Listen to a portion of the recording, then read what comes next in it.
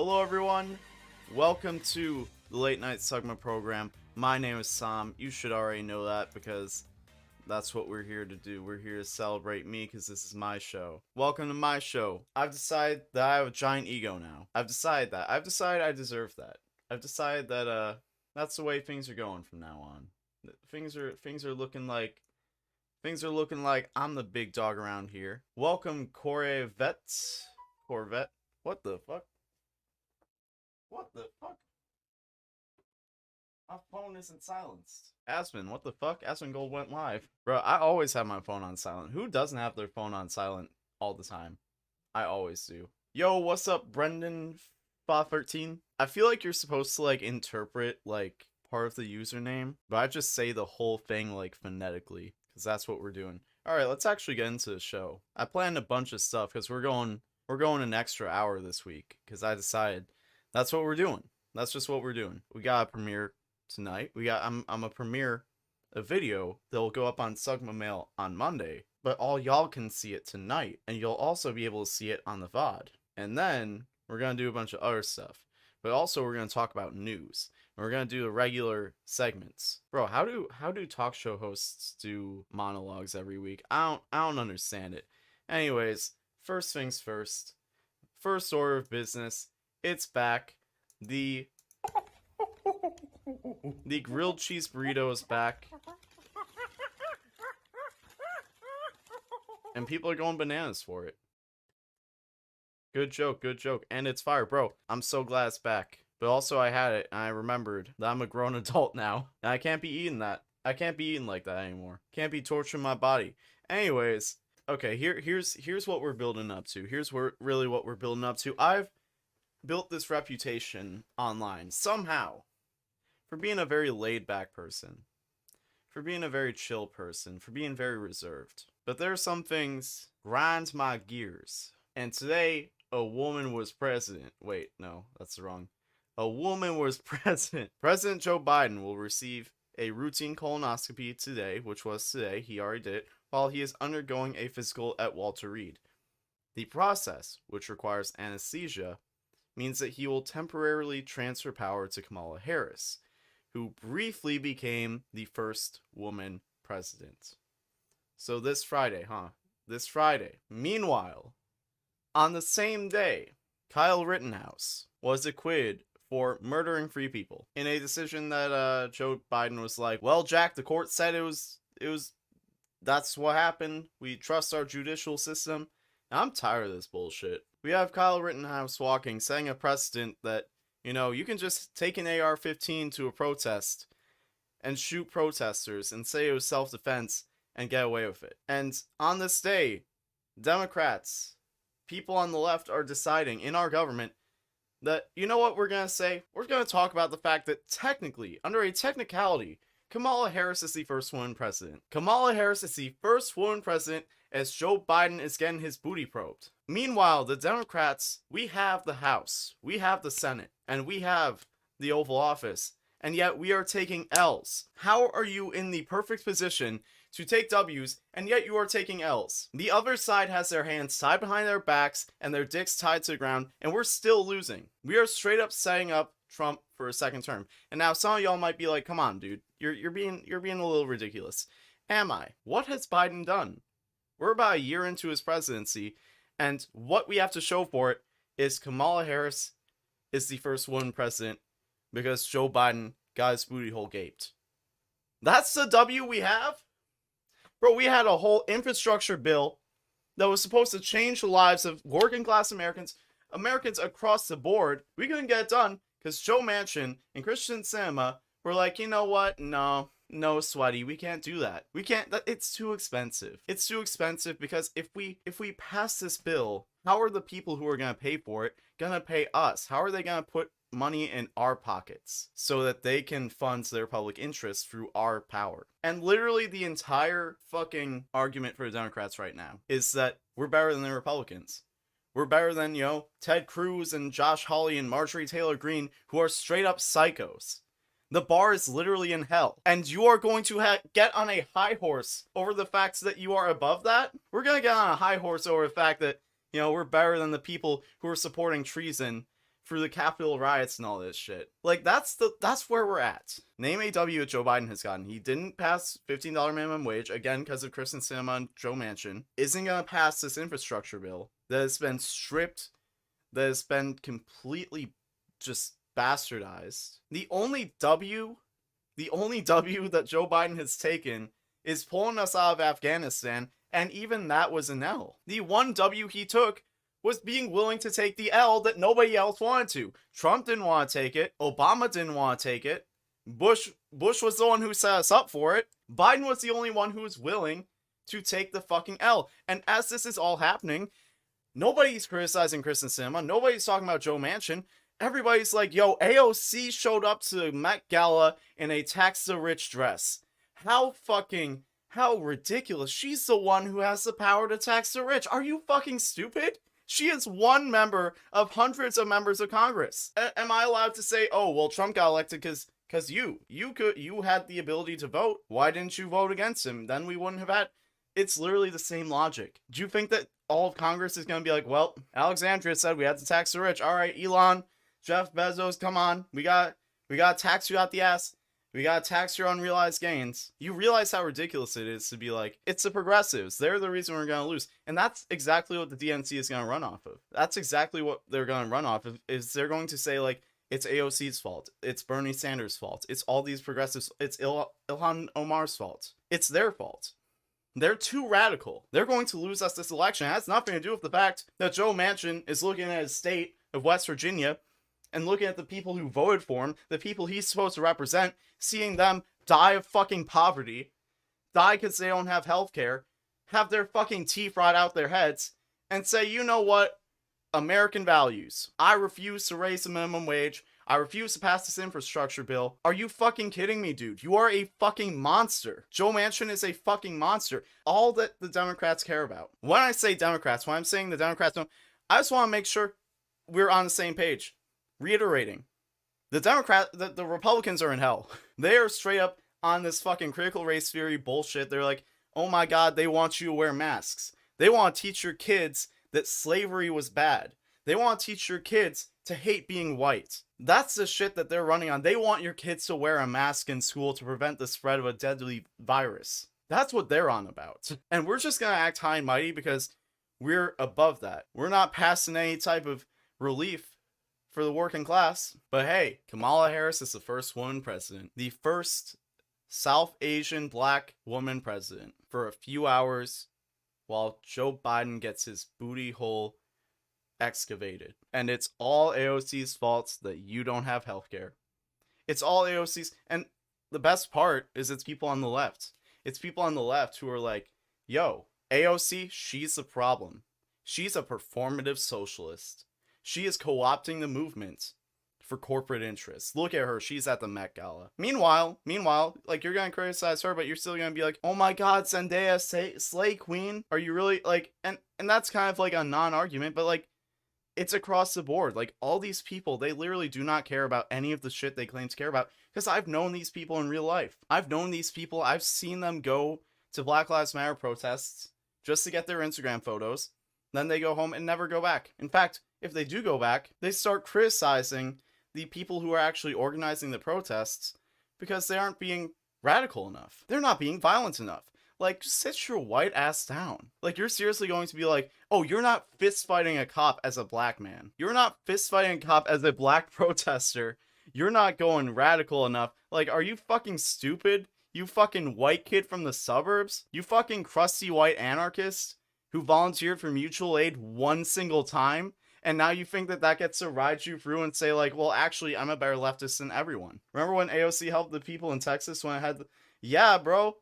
Look at that. She's picking up slack where the Republicans are fucking up. But yeah, no, it's completely ridiculous because those people, as they criticize Bernie Sanders for, you know, not optically looking great, you know, he raises his voice. He has male rage. Like, what the fuck are you talking about, dude? Like, oh my god, AOC, she's so performative. She's going to the Met Gala wearing a dress that says tax the rich when she could, you know, her one vote in Congress apparently has the power to completely flip everything else and tax the rich. She clearly has that power, of course. And then these people are going to say that they're better leftists because they complain about Hassan all day. These people do not care about the people that they claim to care about. Kristen Cinema does not care. She comes out and talks about how she's a bisexual, how she's a woman, and how she deserves brownie points for that. Meanwhile, she is completely performatively eager to shit on the working class and say, you know what? Fuck y'all. She loves to talk about how she used to be a radical socialist. Used to be. As she just fucks everything up for people who actually need help. And that's the thing, is people are so concerned about the optics. People like AOC, people like Bernie Sanders, people like the Squad, who are actually trying to do something. People who are actually trying to propose resolutions to climate change, to the vast wealth inequality. They're actually trying to do something. But no, you gotta go to these Black Lives Matter protests and post your Instagram photos to show how good of a leftist you are, and then talk about how you aren't comfortable in black neighborhoods. And then date Trump supporters and be like, oh, it's just a difference of opinion, while you then go on to harass and send death threats to people like Hassan, people like ContraPoints, and say like, oh, but I care about trans rights. You don't care about that shit. You care how you look. It literally comes down to this. A lot of these people, the most important thing to them, it comes down to the fact that a lot of people who claim to care about leftist politics, it comes down to the fact that they don't want to be called racist. They don't want to be called homophobic. They don't want to be called transphobic. They don't want to be called ableist. They don't want to be called those things, but they also kind of don't care about those people. They want to say Black Lives Matter because they want to show how not racist they are. But at the same time, they don't really care about black lives. I want to strangle Rittenhouse, Cinema, Manchin, and Trump. I don't fully condone that, but also you could say it's in self-defense and, you know, maybe you'll get off with that. This is why I think we should give more power to the states. I don't know if that would really solve much, because I mean, again, you look at West Virginia, look at who's in charge of that. Joe Manchin, if he had any say, I mean, he does have a say, and he is fucking over the entire country the same way that he has fucked over West Virginia, or the way West Virginia has been fucked over. I'm not going to say he's entirely responsible for that, but literally, in this situation, he has the power to at least stand up and say, you know, I want the people in my state to actually be able to get health care. I want them to actually be able to get a living wage in my state where poverty is the highest in the country. He has the power to say that. He has the power to advocate for the interests of his constituents, and he's a Democrat.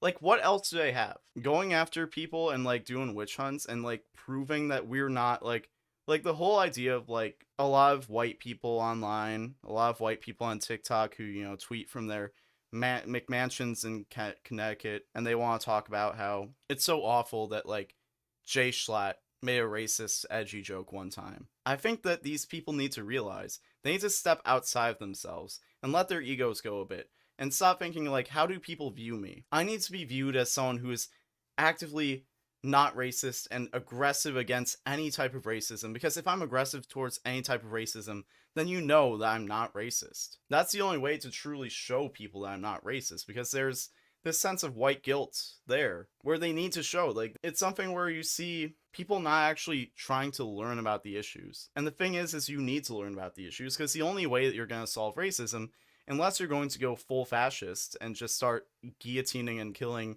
and, like, doing a full fucking, like, genocide of anyone who has ever been racist, like, which that's not the answer. You need to look at the people who are racist or who have been racist and try to reform them. And that's not something a lot of these people are willing to do, because they view anyone who has ever shown a sign of racism as a stepping stone to say, here's my chance. Here's my opportunity to show how not racist I am by being completely hostile and just bullying someone who has shown that they're racist. I don't know why, but I don't remember, but I was registered as a Republican for some reason on my voting thing. I mean, you can be registered as a Republican and vote for Democrats. I mean, that just comes down to the primaries, but, like, I don't know, primaries, they kind of matter, but they don't matter at the same time, because, like, it depends on who's running.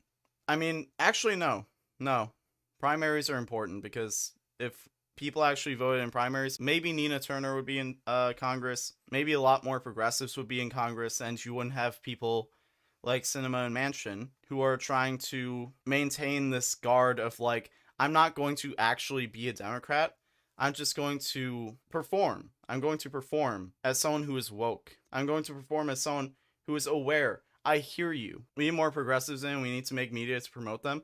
You know what's crazy? AOC is literally where she is because of the Young Turks. Their Justice Democrats organization is literally the reason they found AOC, and they're the reason that she was able to run and had like the backing to have a campaign to run on to get into the House of Representatives. And it's crazy too, because people are gonna be like, yo, fuck Hassan.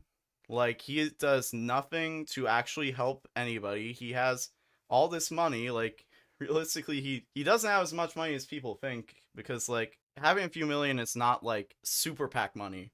That's like, I live comfortably money. That's not like, yo, I can sway an election money. Like, y'all need to understand how much money is actually in politics.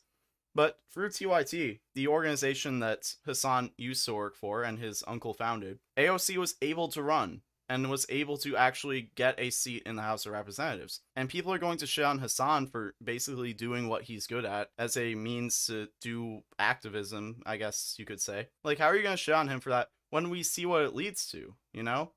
Like, he does have the power to potentially use his voice and use his ability to draw in people and make these ideas more mainstream. He has the ability to build his platform to the point where he could potentially get more progressive people viable campaigns to actually run and win. Like, AOC flipped a seat that was not supposed to be flipped. Like, the guy who was running on the Democratic ticket in her district was like a generational, he had been holding down that seat for a while. So the fact that she was able to flip that seat really says a lot. And it says a lot about where the politics are going. Like, I don't think people understand. Like, a lot of these kids on Twitter, I don't think they understand that before Bernie Sanders really came through, because like, here's the thing, I was a socialist before Bernie Sanders, and I remember, like, you would say like, yes, I'm a socialist, like, publicly, and people would look at you the same way that they would look at someone who says I'm a Nazi publicly.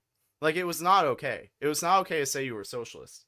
But then Bernie Sanders actually came out policy first, and he was like, here are the issues I'm running on. These are the issues that are resonating with the working class, and they were. And that's why it gained traction.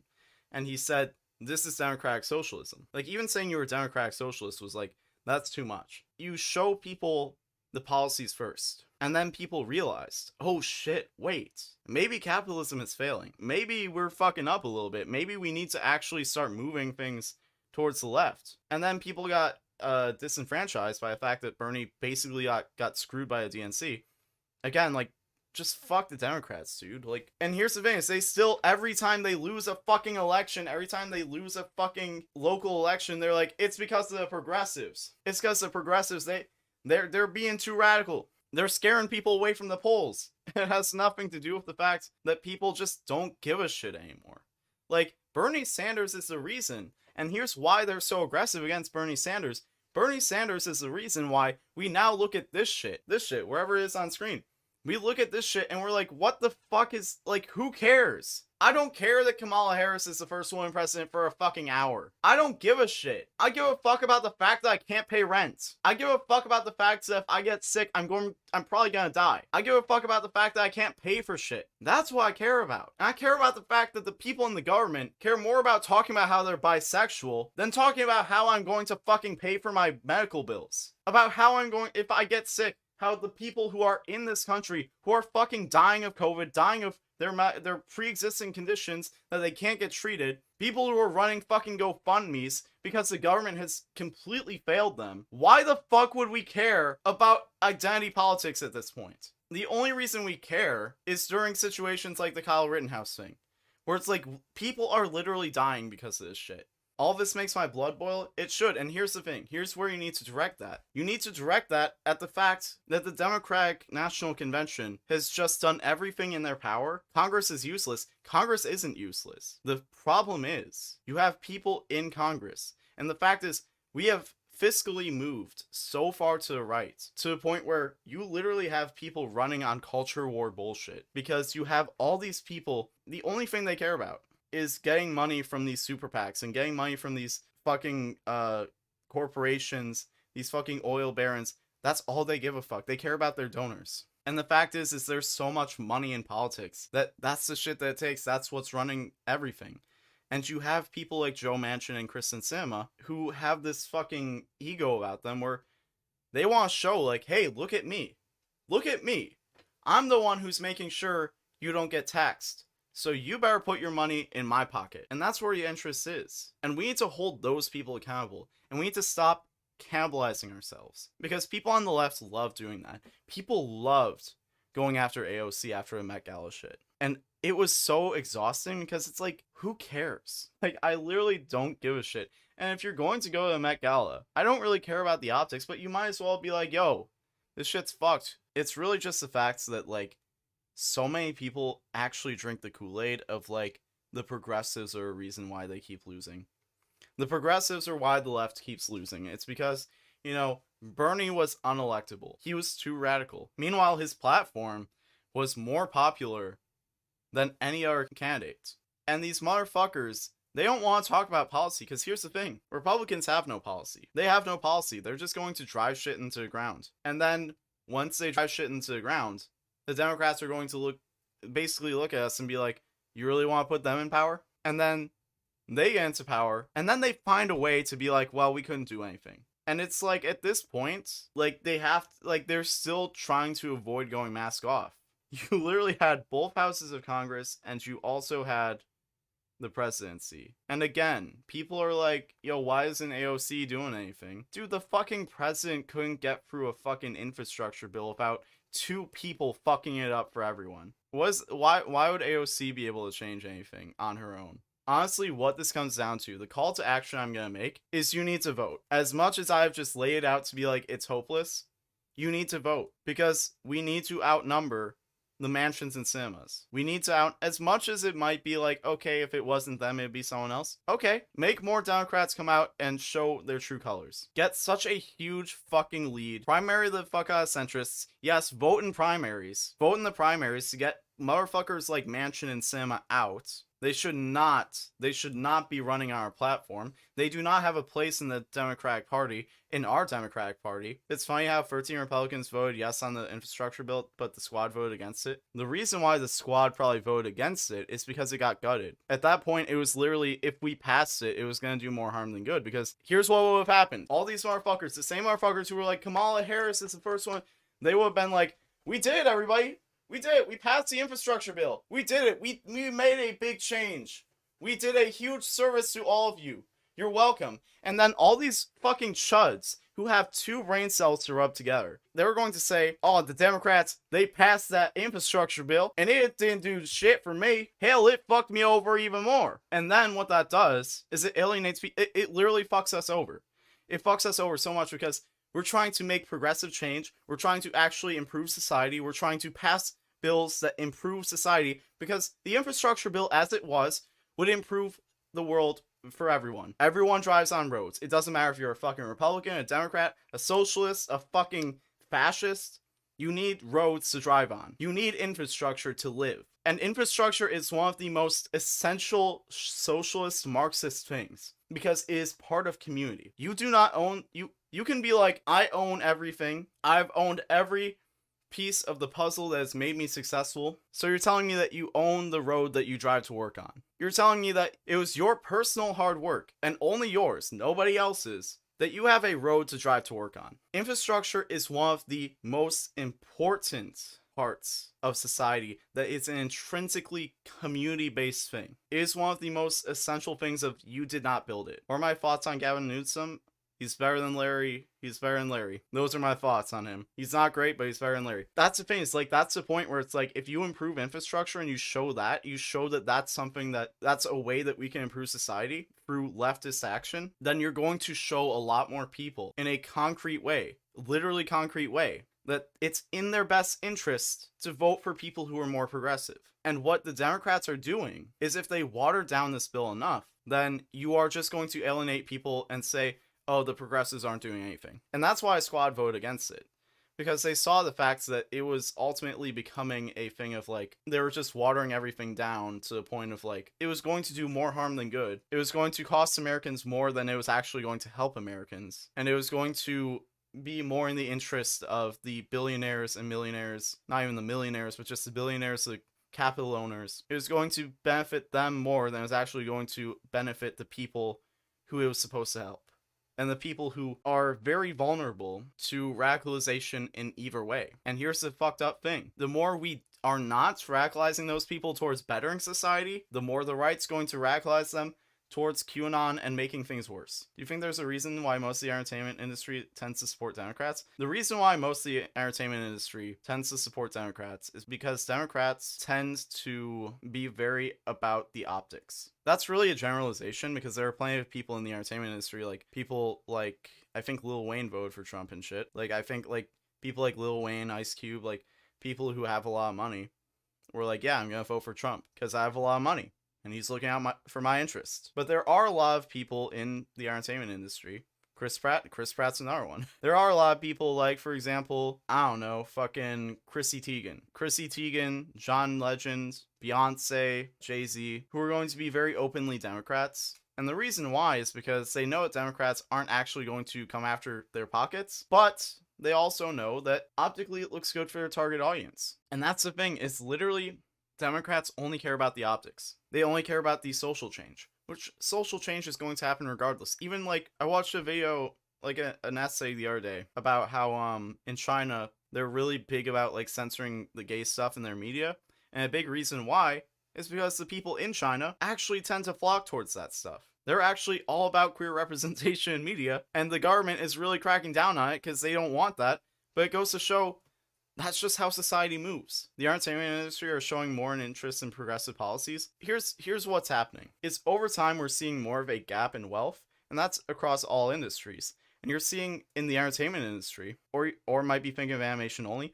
Okay, like that's a good example, because how that transfers over is you're probably thinking of like a lot of storyboarders, a lot of writers, a lot of people who are freelancers. They aren't making big money. They aren't like, you know, Chris Pratt. And even in live action, a lot of the union workers who are being exploited. The reason why they're becoming more progressive is because the entertainment industry, here's the thing about the entertainment industry, is they have this huge hook. They have this huge fucking gaslight gatekeep girl boss technique called, you should be happy to be here. You're living the dream. You get to work on a movie. You get to work on a TV show. You get to work on a cartoon. You're living your dream. You should appreciate that. You should be passionate about this. Who cares if you're not making enough money? Who cares if you're working 20 hours a day? Who cares if you don't get to sleep? Who cares if you might fall asleep at the wheel and drive off into traffic? You're living the dream. And a lot of people in those jobs are moving towards the left, moving towards unionization and a lot of progressive policies, because they're saying, no, that's fucking ridiculous. We're fucking miserable. We're not living the dream. We're being taken advantage of. That's the reason why a lot of people in the entertainment industry, especially in animation, are taking more of a interest in progressive politics. It's because they're seeing the facts that they're being exploited.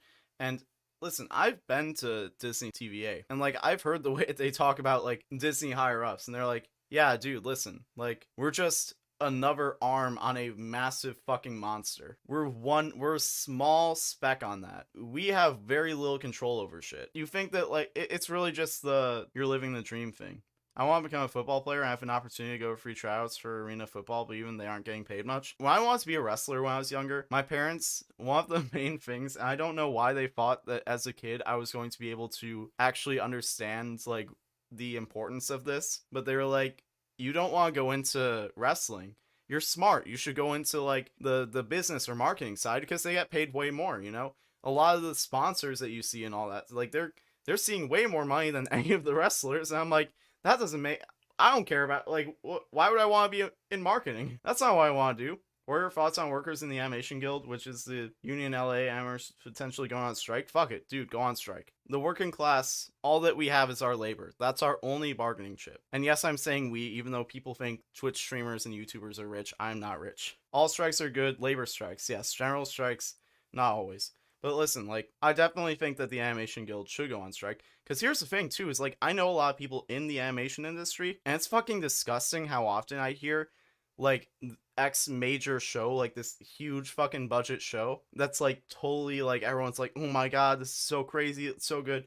And I hear like my friends who are like storyboarders, or like even when Arcane came out, like I saw a bunch of people on my timeline like, yeah, I applied for that job and I gave them my union rate, and they were like, ooh, how about this? And then they gave me something that was ridiculously low, and I said, fuck you. I'm not doing that. The amount of times I hear that about shows that are like big budget, and you can tell there's like you could tell with Arcane, there was a ton of money put into that. Especially like with the marketing and everything. You're telling me that they couldn't pay animators a fucking union rate? Like, that's actually just fucking ridiculous, dude. Anyways, I think that we've ranted enough about that. A good way to start this stream off is just to vent about the bullshit of our fucking government, of the situation of the world, and maybe potentially feel a bit optimistic about progressive policies, or maybe not. I don't know. But listen, dude, the amount of people going on strikes right now, that's a good sign. That's a good sign. Because it means that we're at a fucking stalemate where it's like, there's labor shortages everywhere. There's people who are saying, listen, we're not going to work if you're not going to give us what we are actually worth. At a certain point, people are just going to stop working. Like, I'm sorry if you want your fucking Taco Bell, but if nobody's working at the Taco Bell, guess what? You ain't getting your Taco Bell. I don't give a fuck if you have this idea that, oh my god, only kids work at Taco Bell. This is an entry-level job. Why should someone who's making a burger get paid $15 an hour? Well, guess what? They ain't gonna do it anymore. And then you're gonna be upset that they aren't doing it anymore. I dream of working in the animation or film TV industry when I'm older. Then you should be happy to see that the people before you are standing up for the rights of the workers. It's okay for you to vent about all this shit because I felt the same thing. I mean, that's why I came out. That's why I came out with it. It's worth knowing that the results of the John Deere strikes because the workers caught a W. Wait, did they? That's awesome. I didn't actually hear about that. But anyway, speaking of W's, as much as I complained about the idpol shit, you know what? I need to set this up. I need to give some context to this because yesterday I was sitting around and I realized I haven't decided on a W of the week. Nobody has done anything this week that's really that notable. And I was like, damn, dude, like, fuck. What am I gonna do? Like, someone please get a W. Someone please reach out and do something that is worth talking about. I got down on my knees and I prayed, and my prayers were answered. Because I opened Twitter to see the news of a grand golden W that landed in my lap to talk about today. Let's just break the record right now. How would we break the record right now? Everyone just gift 1 sub. Here, I'll start. Just 1 sub, and it might happen right now. Or if everyone just uses their Twitch Prime or gift 1 sub, any primers or just in subscribe, chat, we'll break the record. It'll work. It'll just work. Okay, well, Gooseback, thanks for gifted. Jar, thanks for gifted. Zero, thanks for gifted. Swing, thanks for gifted. Ray, thanks for the gifted. Jeffrey, thanks for the 5. Oh, Jesus, not again. It's happening. We're breaking the God, record you're gonna right break now. it now. It's time. Holy crap, Cyber with the 5. Ray Oh my God, with it's the 5. happening. Oh, Jesus, Tiberian with the 10. Oh my God, Ray, how do you just started? You just started well, it. I mean, everyone's just. Oh my everyone's God. just. You deserve to have that many chats in your live stream. That's a goal. They might as well do it. It's time. I'm gonna be real. More than anything, the main thing I care about as far as chat goes, more than viewers, more than followers, more than like subs, which I don't even have. Bro, holy shit, I completely forgot I was gonna talk about that. I'll talk about that later. More than any of that shit, I care about having an active chat. I care about having an active audience. That's the number one thing I care about. Like, more than views, more than any of that. Because I want to see people engaged. Of course, there are always gonna be lurkers, and we respect that, but I want to have a lot of people who are just engaged in the content. Oh, some of you are gifting more than just 1. Oh my God, you guys are trying to break it now? You're so close. Let's skip ahead real quick. It's going up so. Okay. How do you? It's I don't know how you work it. 52992, so it's basically 53K. Oh my God! Oh my God! It's going up so fast. It's making me nervous. Yo, Corvette, thank you for follow. Oh It's my happening God! right now. Holy crap! Right now. I actually didn't watch this. I didn't watch this Well, beforehand. I saw there was like Ray 28,000 Ray people, started and so I was off like, the did you get biggest hosted? sub. What happened? And so I was gonna skip ahead until they break it. You're part of it. You're part of it. Oh my God! Everyone who's gifting subs right now, you're part of it. Oh You made my the record. God, that's so You did it. crazy. That's actually crazy. Alright. So, for those of you who do not know who this is Katamina, Tamia, Miyoung. She is friends with people from offline TV. You may know them as Disguised Toast, Pokimane. I was so happy for Miyoung. Miyoung deserves it. And here's why Miyoung deserves it. Plenty of people might say, like, oh, well, you know, it's just because she did a subathon. She just did a subathon where she was constantly streaming and kept adding time when people subbed, you know, similar to what Ludwig did. It's like, oh, you know, if it was Pokimane, if it was, you know, someone else, then, like, they would have easily broken that record. But, like, you could have said the same thing about, people did say the same thing about Ludwig. When Ludwig did his subathon and broke Ninja's record, people said the same thing. They're like, if XUC did it, if Hassan did it, if Soda Poppin did it, which Soda Poppin's not gonna do a fucking subathon, are you kidding me? Like, if they did it, they would have broken the record so much faster, so much easier. And, like, Ludwig he only did it because he did the subathon. It's like, okay, but those people didn't. Like, that's what it comes down to, is whenever people are like, oh, you're just successful because, okay, just because they did something that made them successful. And you can also say, like, if you look at the people in this chat, like, Saikuno, Valkyrie, Ludwig, who I just mentioned, like, these big streamers, it's like, oh, well, it's just because she's friends with those streamers. It's just because Miskif was in her chat. And, like, I was like watching clips from the subathon for like a while. I definitely recognized over the course of the subathon, because here's the thing, this is how content creation works sometimes. I've known about Miyoung for a while. Honestly, I never really saw that much in her, but through the subathon, she really showed, like, yeah, she can be really entertaining. It showed me the merit of her stream. And you can say, like, oh, well, it's just because she had all these friends who were, you know, supporting her. And, like, that in and of itself says something. If people are coming out of the woodwork to support her, I think that says something about the quality of who she is and whether or not she deserves this record. I hate saying this, but I actually felt the same way.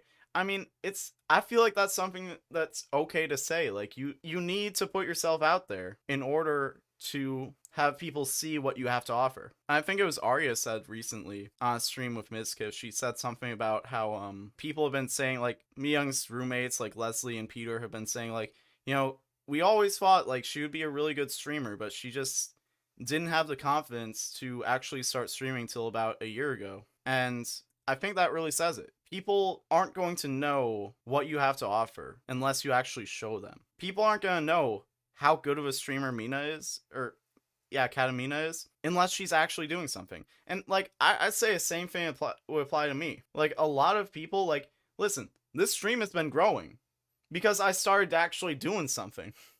Like, I've been streaming for like a year now, so, like, 2 viewers, we have 7 viewers in here, that's 5 more than I had, because I actually started doing something. I actually started showing that I have, and then we dropped down to 5 viewers. Alright, I actually started showing that, like, I actually have something to offer. And that's what Miyoung did. She actually started showing, like, yeah, here's what I have to offer. And part of it did come from her friends pushing her to do that. And if anything, like, here's the thing about Twitch. I've said before, people don't care about gaming anymore. People don't want to watch video games anymore. People watch, the reason why Mizkif got so big, and the reason why his ex-girlfriend now, Maya, got so big, was because of their relationship. Because people were invested in the story of them getting together, and when they broke up, a lot of people were invested in them breaking up because they were invested in the relationship. And now we're seeing the result of that. Mizkif is one of the biggest streamers on the platform. Maya's also one of the biggest streamers on the platform. And it doesn't matter that Maya and Mizkif both have really good content, even though Mizkif has no content. And honestly, I think Maya's a great example of, like, whenever I tell people, like, people ask me, like, how should I become a content creator? Do something you're passionate about. Like, content creation is a platform for what you're passionate about. And that's what Maya does. And the thing is nobody would know about either of them to the extent that they do if it wasn't for the story that they told of them getting together. Which is why that contract was a really good idea for Mizkif. I'm joking. Alright. People are invested in stories. People are invested in people putting themselves out there. People subscribe to Miyoung. The reason why Miyoung got this goal, and here's the thing that's really beautiful about this, is the reason why people cared enough to subscribe was because they saw someone who had friends who believed in her, who were pushing her beyond her comfort zone, and people were invested in that. Even if it was because her friends were people that they liked, they were invested in that belief in her, and they grew to see what her friends saw in her. And that's a beautiful thing about Twitch. I'm gonna watch the new episode that I'm heading to bed to go see my brother's weightlifting meet. See ya. See ya. Hope your brother does well in his weightlifting meet, and hope you enjoy the episode. As much as you can just add asterisks to things like this and be like, you know, it's just because of this, it's just because of that. It's all part of the story. Like, as much as you can be, and at the end of the day, it doesn't matter. It doesn't matter how she did it. Now, forever, she will always be someone who held that record at some point in history. She was always at the top at some point in history. And with that, congratulations, Mi-young, for getting not only this record, but also the W of the Week, a much more prestigious award. And I think from there, it's about the top of the hour, and I'm going to transition into some new content, and I'm going to, that is a scary thumbnail. Let's just, alright. Let's transition into content. So, I'm gonna just let this video speak for itself. I'm going to probably regret. I can't even talk. I can't even talk yet. Anyways, so I'm gonna do two things.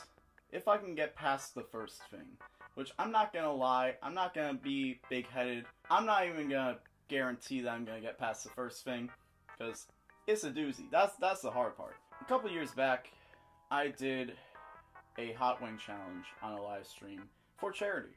It was for a roundtable, and I ate a blazing hot wing from Buffalo Wild Wings, and we also did a dab of ghost pepper sauce. So that's like, what, the wing was like 350k Scoville, and then the sauce was like another million Scoville. So, however that adds up. So apparently, since then, they have upgraded the blazing wing to 2 million. They've started putting in the Carolina Reaper, which is the big granddaddy pepper that will fuck you up and kill your sperm. I don't know why I said that. Why did I say that, dude? I just want to complain about DoorDash. How are you gonna double the price of the item I get, and then the Dasher has to go up to the Upper Peninsula of Michigan before they come to my house? Like, bro, this shit's gonna be all, like, it's not even just gonna be hot, it's gonna be soggy, it's gonna be, like, falling apart. It's not gonna be a pleasant experience. Let's just go for it, bro. Let's just... Oh, it's already kind of hitting me. You know what? Fuck it, dude. I'm gonna just say right now, I've never claimed to not be a pussy, so I'm gonna pull out the ranch. I'm gonna make this as pleasant as I possibly can. Oh, my hand is touching that. Oh, damn, this shit is dry as fuck, bro. I think they really be like, yo, dude, I don't know if you're sure about this. Yeah, they barely put any on here. Like, it's probably still gonna be hot as fuck. I'm not gonna downplay it, but they do seem to not be saucing up the wings too much. Let me just get a taste. Okay, that's... I put a tiny little speck on my tongue, and that's pretty hot. And again, I'm not... When we did that challenge a couple years ago, I was the only one who was, like, pretty cool, calm, and collected. Like, I handle my spice pretty well. Though that being said, I haven't really eaten spicy food a whole lot, because I usually eat from home these days.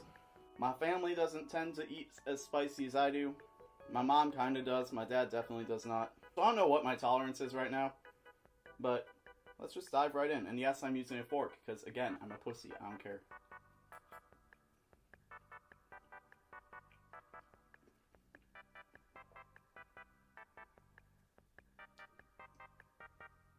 Okay. Okay, alright. Fuck that. Fuck that, dude. Holy fuck. Okay. It was deceptive at first. At first I was like, damn, that doesn't... There's like nothing there. And then I swallowed. Okay, yeah, fuck that. Fuck that, dude. Holy fuck. Oh god, it's like in my gums. Oh shit. Again, I'm a pussy. I'm not gonna pretend I'm not. Okay. Now for the second half of this. I'm going to review Full Gear that was this past week. Oh my god, I have it on my hands. Like, what the... Okay, I'm going to review Full Gear. Every match, we're going to go down the card. So the first match was the tag match between Hikaru Shida and Thunder Rosa versus Nyla Rose and Jamie Hayter. This was kind of a throwaway match. I don't know why they didn't set up the TBS Women's Championship to the tournament to conclude at Full Gear. They set up the men's #1 contenders, like, World Championship match to conclude here. I don't know why they didn't do the same for the women. You could argue that, like, well, they didn't really have room on the card because it was already a 4-hour show. But let's be honest, like, did Pac and Cody versus Andrade and Black really need to be on the main card over potentially an inaugural title crowning? Holy fuck. I don't think it did. Of course, Cody has to be on the main card because fuck everybody else, that's why. Bro, am I crazy? Part of me wants to take another one. Part of me wants to hit another one. Should I do it? Holy fuck. I kind of want to do it. Like, it's not that bad. It's not that bad. It's really not that bad. It just hurts. You know what I mean? Like, it's just kind of like, ow. I mean, fuck it, dude. Like, should I go for another one before we get into the main card? I feel like it's just gonna make it worse. So, I don't know. I'll go with a small one. Okay.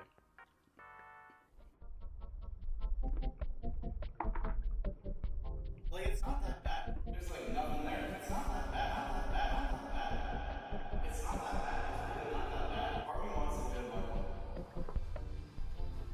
Can't tell if that made it worse or not. Alright. Oh, fuck. Oh, fuck. Okay. Alright, there it is. Holy fuck. Icarus. Oh my god. Okay, yeah, that's hitting the back of my throat. Holy shit. Alright, on to the main card. So, MJF versus Darby Allin. A great intro match to the show. Two young guys who are the future of the company. They threw all these crazy moves at each other. There was at one point a pile driver on the apron, the hardest part of the ring. And then the match still concluded with a headlock takeover. Next match. Lucha Brothers versus FTR. Four ridiculously great wrestlers. All four of them are amazing. And, yeah, this was just a solid match. If you want to see a good wrestling match, go and watch it. What was the next match? Holy fuck, I don't even remember. Ah! I actually need to pull up the fucking card. I can't think right now.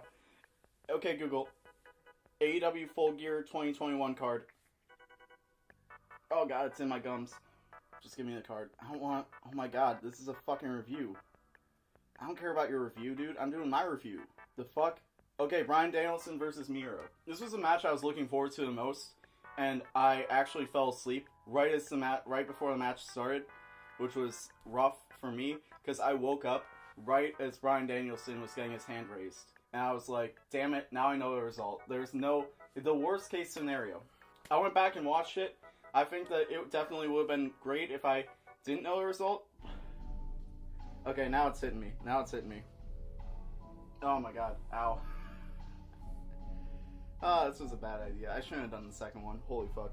Great match. Technical wrestling meets an immovable object. Would have been very suspenseful if I did not know who was going to win the match beforehand. Jurassic Express and Christian versus the Super Clique. I like what they're doing with Jungle Boy, where it seems like they're kind of using Christian to make him like their version of Edge, where Edge was like this young, long-haired pretty boy, white meat babyface, and then like just became more deranged over time.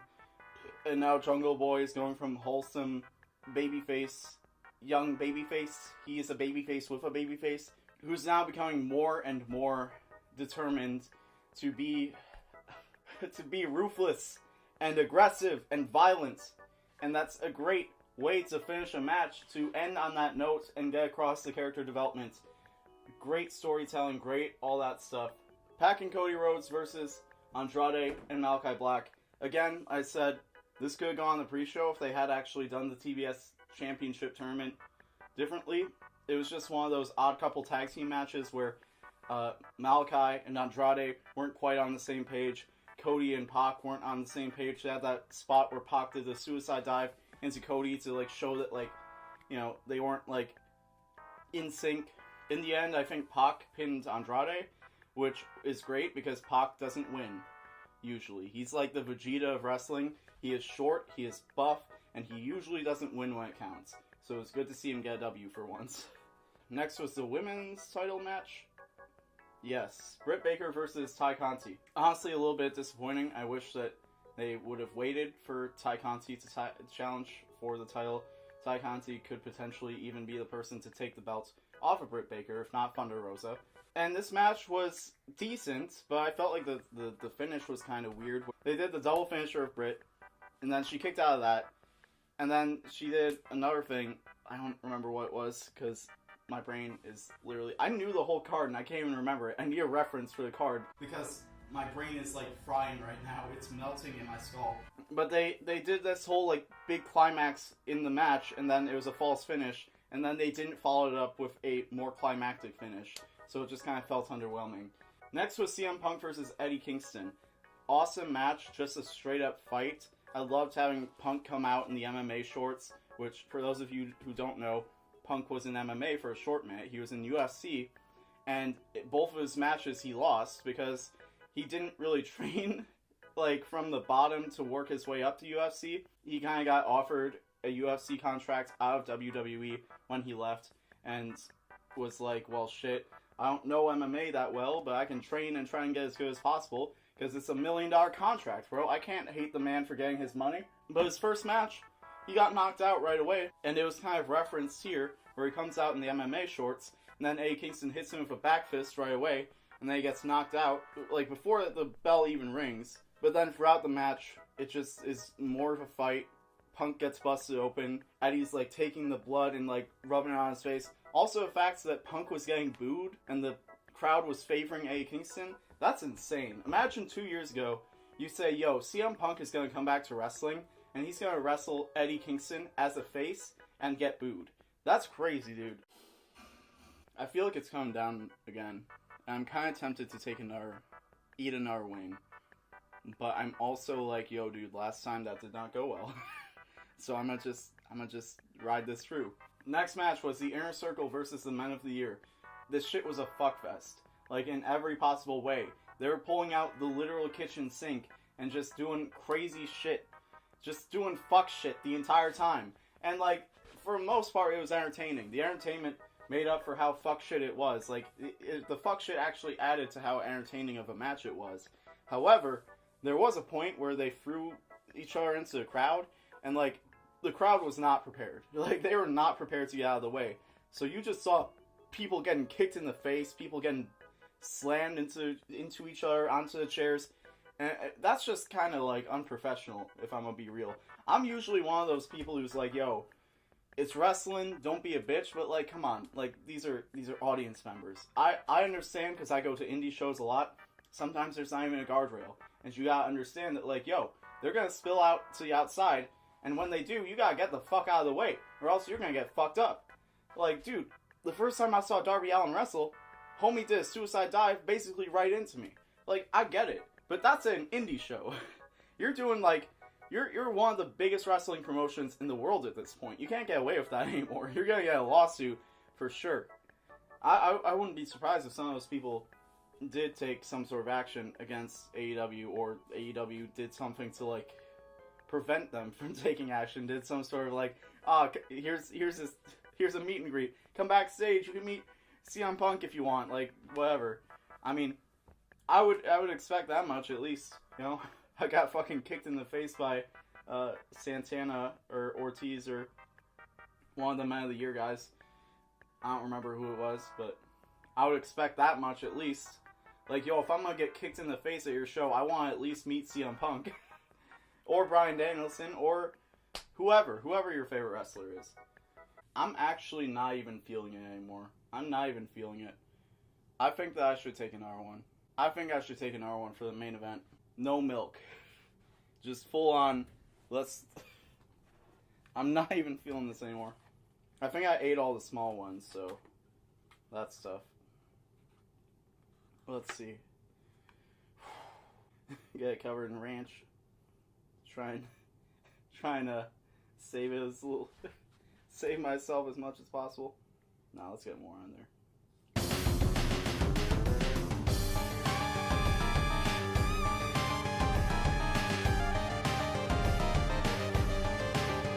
Okay, this one doesn't feel as bad as the other ones. So, let's go. Adam Page defeated Kenny Omega for the AEW World Heavyweight Championship. Now, let me tell you a bit of a story, as my mouth is burning and I'm dying. Okay, now it's hitting me. I saw Chris Jericho win the AEW World Championship to become the inaugural World Champion against Hangman Page. I was there in the arena, and I remember everyone was booing Hangman, even though he was the babyface. And even one guy in the section next to me was like, stop booing the babyface. Trying to, like, gatekeeper, like, police everyone else's good time. And I was the guy who was like, yo, fuck the babyface.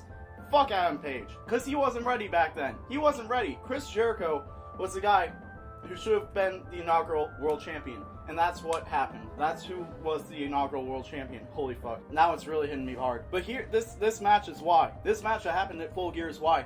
Because Adam Page was destined to become a star in AEW. He was destined to become a guy who was going to overthrow Kenny Omega, who was one of the most dominant world champions in the history of the company so far. Overthrow him and be the only guy who it made sense to beat him. And become one of the first guys to win a world championship in AEW who had never won another world championship in another major company. And through doing that, Adam Page at Full Gear was crowned as the first homegrown top guy of AEW. And that is an incredible honor. That is something that is incredibly amazing to be crowned as. And I'm in pain right now. So that's all I gotta say. Thank you so much for watching. Holy fuck. Enjoy the rest of the stream. And that's how I died. Honestly, it wasn't that bad. It genuinely wasn't that bad. Like, it hurt a little bit. It hurt in the moment. It affected my speech. It affected all that. But, like, to be honest, as far as spicy food goes, it wasn't that bad. Anyways, what else do I got on the agenda? I don't even remember what was next. Oh yeah, I was gonna mention briefly. I might go off the beaten path. I might stream the game I set out I wouldn't stream again or even play again. I might do WoW Classic Season of Mastery. Even among all the bullshit that's going down. I might just do a hardcore run on stream just for fun. Just cuz. Don't tempt me. I mean, fuck it, dude. Why not? Just do hardcore, go until you die. When you die in the game, you die for real. I'm not really trying to get affiliate, but if I do a couple extra streams, the option will be there. It'll be there. It'll be a button that's there that I could press. I want to play WoW so bad. It's so bad. Honestly, I've been thinking about potentially playing on private servers. Just to be like, yo, fuck Blizzard. But I never said that on stream. As far as affiliate goes, here's the thing, is I've talked to multiple people about it. I talked to Skyward Wing Live now, as he is on Twitch. And he was like, do it. Like, you don't lose any. Like, the benefits outweigh the negatives. Like, you know, you don't really lose much by doing it. But then I also talked to Milky Puff, and she had some really good arguments as to why I shouldn't do it. Like, the fact that, like, Twitch will just keep most of the money. The barrier to entry is so low, mostly because Twitch just wants to make money off of, like, as many people as possible and stuff. I don't want to give Amazon more money. And also, like, the main thing for me that's stopping me is the ads. Because I'm a small streamer still. A few viewers makes a big difference. And if a few viewers click on the stream and get hit with an ad and they're like, yeah, never mind. That's an impact, you know? Like, that impacts a bit. So, like, that's the main thing for me. And also just the fact that, like, people who are just watching, especially, like, with the fact that I stream, like, 2 hours at a time at least, I don't want people to be watching the show, and then we're doing something, and then they get hit with an ad. So that's, like, the main thing for me. But anyways, enough about that. Let's stop talking about the future. Let's stop talking about the present. Let's talk about the past. Let's talk about the Rose Quartz rant. I figured, you know what? I ain't even watched this in a while. This is a 4-year-old video. And I'm like, you know what? If we're doing a Super Sugma show, Super Sugma late night show, Super Sugma late night program, if we're doing a special event, now's the time to look back and see what's going on. This is the video. This was like the first video I made that got over 100,000 views. This is the video that people come up to me and they're like, yo, it's Tom. It's a Rose Quartz roast guy. So let's look back at what made me. This is the video that made me. So let's watch it. What's up, guys? Ostrich Vox here. Before we get into this, let's talk of Tom. I have a few words to share. We at the roundtable are kind of assholes. I'm gonna be honest, I have no idea where I should put the volume here. And because of that, we don't take everything seriously. So keep in mind, this is not 100% serious. You're entitled to your own opinion, and if you disagree, that's the beauty of a conversation. You can disagree, we can have two different viewpoints, But at the end of the day, acknowledge that we're two human beings with thoughts and feelings. Not that time really cares, but I do. Alright, damage controlling and chilling over. Enjoy, let's... Not that Tom cares, but I do. I thought the video made you with this. Nah, that didn't make me. This made me first. The other one just got the attention of Shoe on Head, which was kind of weird. Bro, there are some leftist YouTubers who follow me or like who have mentioned me, and it's really weird. Professor Flowers follows me on Instagram, and I have no idea why. Speaking of, I made a new Instagram today, which I don't know if I'm even going to use, because I don't even know who follows me on Instagram anymore. I looked and like most of my mutuals don't even follow me on there. Like my mutuals from like Twitter and stuff. It's like a subset of like some people who I know in real life, some people who are like followers of mine from Twitter, and then a bunch of people who just follow me and I have no idea why. But also I know that like at least like 40% of that subset follows me for First Trap. And I'm just like, what is my Instagram at this point? Like this was not the plan. Anyways, let's get back to the video. Rose, I am hungry. Greg, you are so funny. Rose, I need food. I have no money. Ha ha, Greg, you humans are so funny.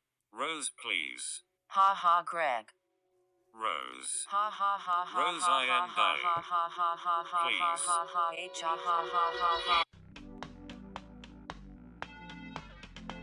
I kind of miss this intro. Hello everyone, welcome back to Let's Talk with Tom. You know, people have been waiting for this. People have been waiting for me to make a video on Steven Universe. And I wasn't going to do just an ordinary Let's Talk on it, because y'all know what Steven Universe is. I don't gotta explain it to you. You know, bruh, I'm so young. I look so young, bro. What happened? What happened? Oh yeah, my hair fell out. Anyways. Whole channel's dedicated to talking about it, but you know what, today we're doing something a little bit different. And today we're doing another roast. And you know what? This one might be controversial, but this is something I feel strongly about. And we gotta roast Quartz. We got it. She's built out to be this great, perfect person. But you know what? She ain't. And I'm gonna tell you why I think this by addressing 3 different characters. Number 1, Pearl. We all know Pearl's relationship with Quartz. Wait, is there no background music on this? Wait. We know that she is deep in the feels with her. Bro, like wait, what? She's in love with Rose. This is just straight up Blue Yeti audio? How is this the thing that made me? Score. She first that's in chat for my hair. For Rose. And like Rose has to know. Like Rose can't be that oblivious. Like some might argue that she is, but like, yo, after thousands of years, you ain't gonna notice. There's no way that Rose was just not aware. Bro, I really put no music to this.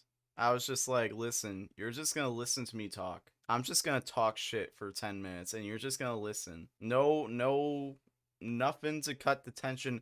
I'm just gonna talk shit, which is what my stream is now.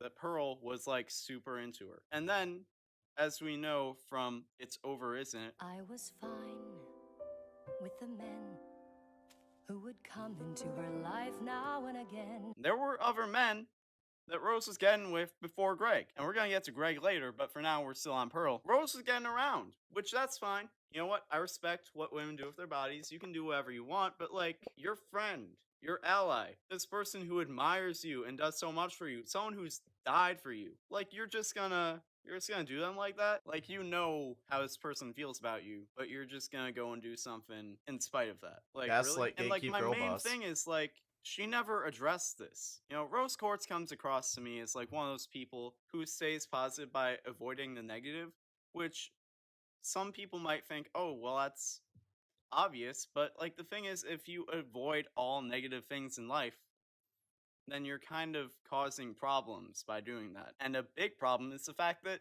Rose never faced the situation head on. She never sat down Pearl and said, listen, the camera I can tell you're into me, like what you're feeling towards me, and you know what, you're pretty great too, but like that's not, like, I'm not into this. Honestly, a silent just cam, like, damn bro, look at my jaw, bro. What the fuck happened, dude? Like, damn dude, I was handsome, bro.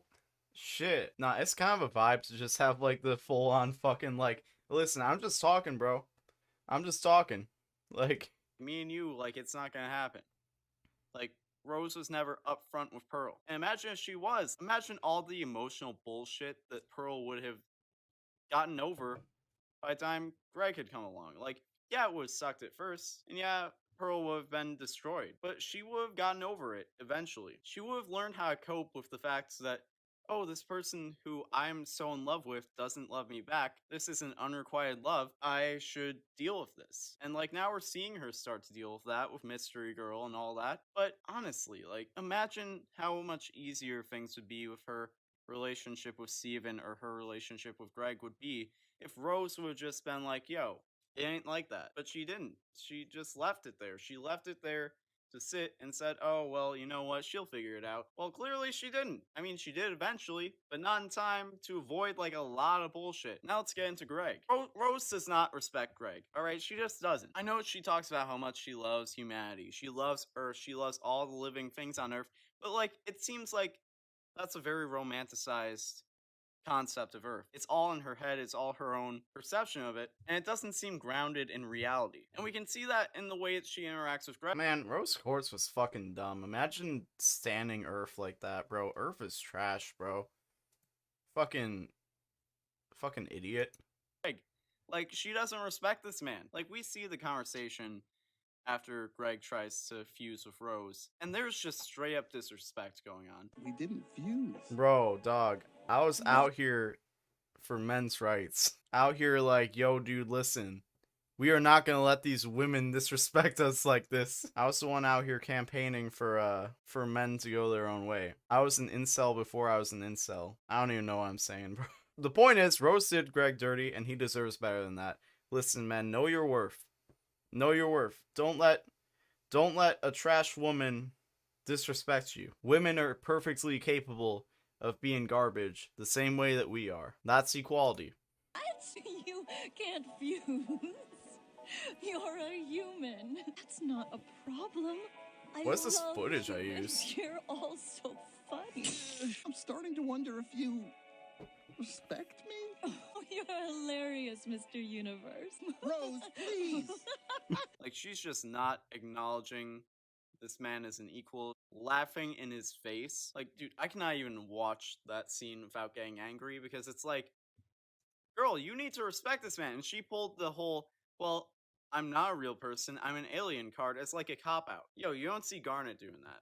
You don't see Amethyst doing that. You don't see Pearl doing that. They at least understand the basics of how you treat a person. Like, Rose Quartz is just out here like, fuck, I'm gonna laugh in this dude's face. I don't give a fuck. He's just a human. Like, I like humans. Yo, humans are my type of thing, you know? Like, she doesn't take him seriously. It really just seems like she likes Greg because he embodies all of these things that she imagines humanity to be. All the passion and the way he dreams and sets unrealistic goals for himself. And he can talk about all these amazing things. It's just the fact that he seems to embody everything about humanity and Earth that she admires about it. So that's the reason that she's with him. And like, she like takes up all his time. And I can't blame Rose for this entirely. Like, Rose wasn't telling Greg to get off that tour. Like, Rose wasn't telling Greg to kick Marty out of his van and quit the whole music thing to spend every day with her. Like, this was a long time ago, because I did not say Rose didn't tell Greg to simp for her. That's how you can tell how dated this video is the fact that I wasn't calling Greg a simp, because Lord knows now, I'd be calling Greg a simp. Mostly on Greg, he made a poor decision. But like, once he does, Rose is expecting him to spend all his time with her. And it's just like one of those relationships where it's like you get nothing done, because it's like, oh yeah, she works, and she's off saving the world and fighting all these evil bad guys. And you know, when she's not doing that, she wants to spend time with me. But it's like, this dude's starving. This dude's playing his guitar on the boardwalk, making pennies. He has to babysit to make money, and then she goes and she fucks all that up. Like, really? Like, I'm trying to hustle, trying to eat, so I can, like, spend time with you. And you come in here with these shenanigans, honestly? And then after all this time, what does she do? She leaves him with her kid. Like, now Greg's just a single dad with no one to help him. Like, you really screwed this man up. Like, you really did this man dirty. You don't respect him. You're not letting him get his shit together. And then you leave him with a kid all alone to do that shit. Like, raising a kid ain't easy. But now we go on to Steven. What did she do to Steven? She left this boy with everything she put off. And I mean, bro, 2017 Tom really was based. Bro, the fact there's no background music is still jarring to me. Everything. And like, she didn't really even leave anything for him to go off of to know, like, oh, what should I do? You know, what should I do when Homeworld comes? What should I do when the diamonds come to make me pay for the shit you did? She doesn't leave him with anything, you know, because, like, she don't want to take responsibility.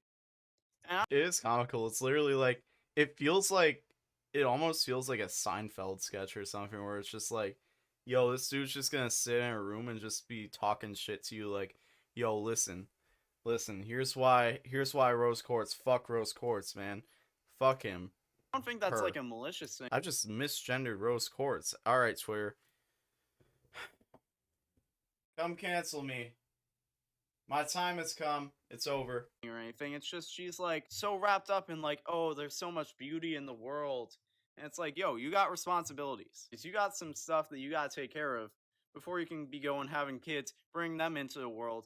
Because now they gotta deal with it. Like, this poor boy, he's like 14 and he's on an alien planet watching his friend die on trial. Bro, wait, hold up. Rose Quartz did belong on Earth. She really just like created this huge issue and was like, alright, my child, this is your problem. Like, it's exactly what the boomer generation and Gen X and Gen all them, that's exactly what they did to the millennials. They're like, alright, we fucked up the planet, your problem now. How are we supposed to fix it? That's your problem. Also, we're going to continue to fuck it up until we're all dead. So, have fun with that. For treason, for murder of a ruling figure on that planet, and that's your fault. It's all on you. You did that. That was you. And I could go into the whole, you know, like Rose didn't really kill Pink Diamond thing, but for right now, that's all speculation. Like, we can't give anything concrete about that, but like, say Rose. Bro, the amount of foreshadowing into what would eventually be. The amount of foreshadowing into you know, not only was she Pink Diamond, but also Concrete was a racist caricature in the Steven Universe art book. Wasn't the one to kill Pink Diamond? Like, she couldn't leave like a letter or something. She couldn't leave anything in Lion's Mane to say, yo, like, they gotta say I killed Pink Diamond, but I didn't really. Like, that was, no, you're just leaving this boy with nothing. It's like, he's going in there like, I am. Bro, she really could have just said like, yo, listen, I'm Pink Diamond. Some shit was fucked up. I'm sorry. I fucked up, dude. Like, Steven, listen, I fucked up.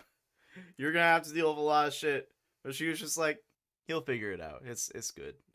He's a smart boy. Never met him. Never will meet him. But I'm sure he'll be smart. His dad is cool.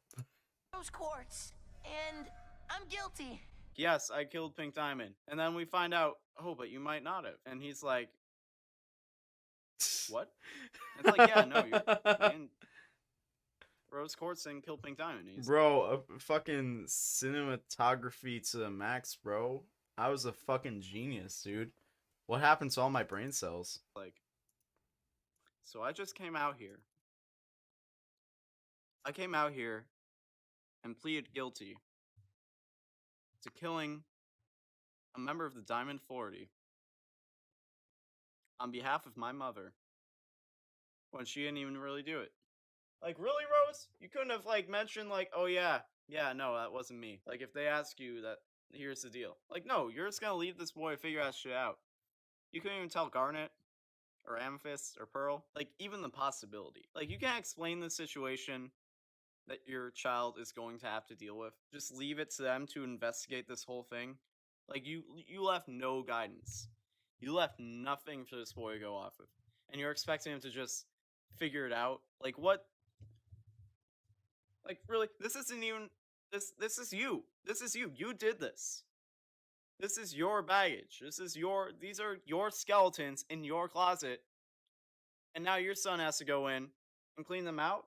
Really? My favorite part about this is I don't even know the extent of it.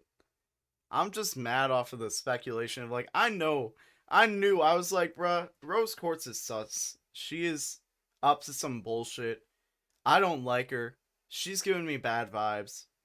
And when I get bad vibes about someone, I'm usually right. At least in the moments, I'm usually right. And I was like, you know what? She's giving me bad vibes, so I'm gonna talk some shit. I'm gonna say, yo, fuck Rose Quartz. Is this only going up to 720?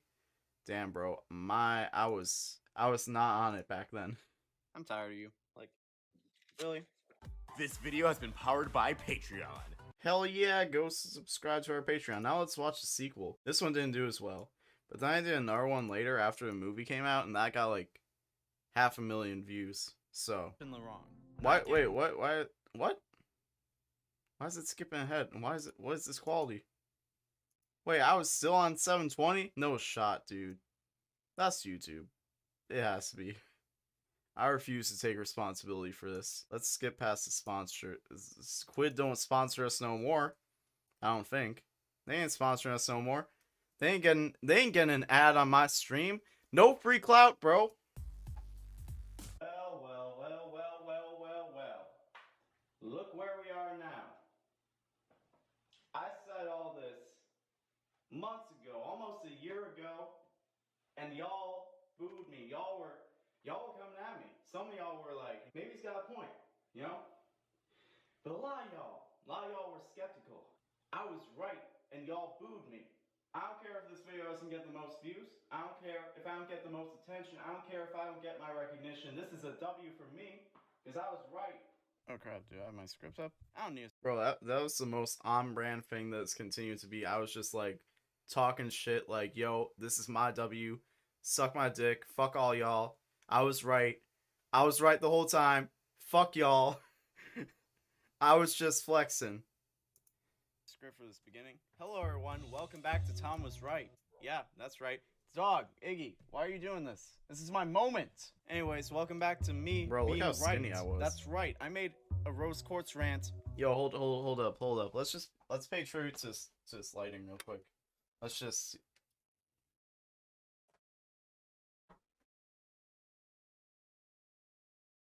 where's the light switch? Alright, there we go. That's how I did lighting. Hold on, wait, this is still better lighting. Shit, dude, what was I doing back then? Fuck, I think it was just all the ISO on the camera. Anyways, I'm turning this shit back on. I'm not sitting in the dark in my room like I'm playing WoW at 5 a.m. Back when I could still play WoW at 5 a.m. Before Bobby Kotick was a piece of shit. Yo, fuck Bobby Kotick. Well, almost a year ago. And back then, it was very controversial. I mean, a lot of people agree. I mean, he was a piece of shit back then, but still, fuck Bobby Kotick. Agreed with me, thankfully. But it was also very controversial. Awestruck Vox had to put damage control before it because he was like, yo, this ain't a popular opinion. Like, I gotta make sure that people don't eat Tom alive.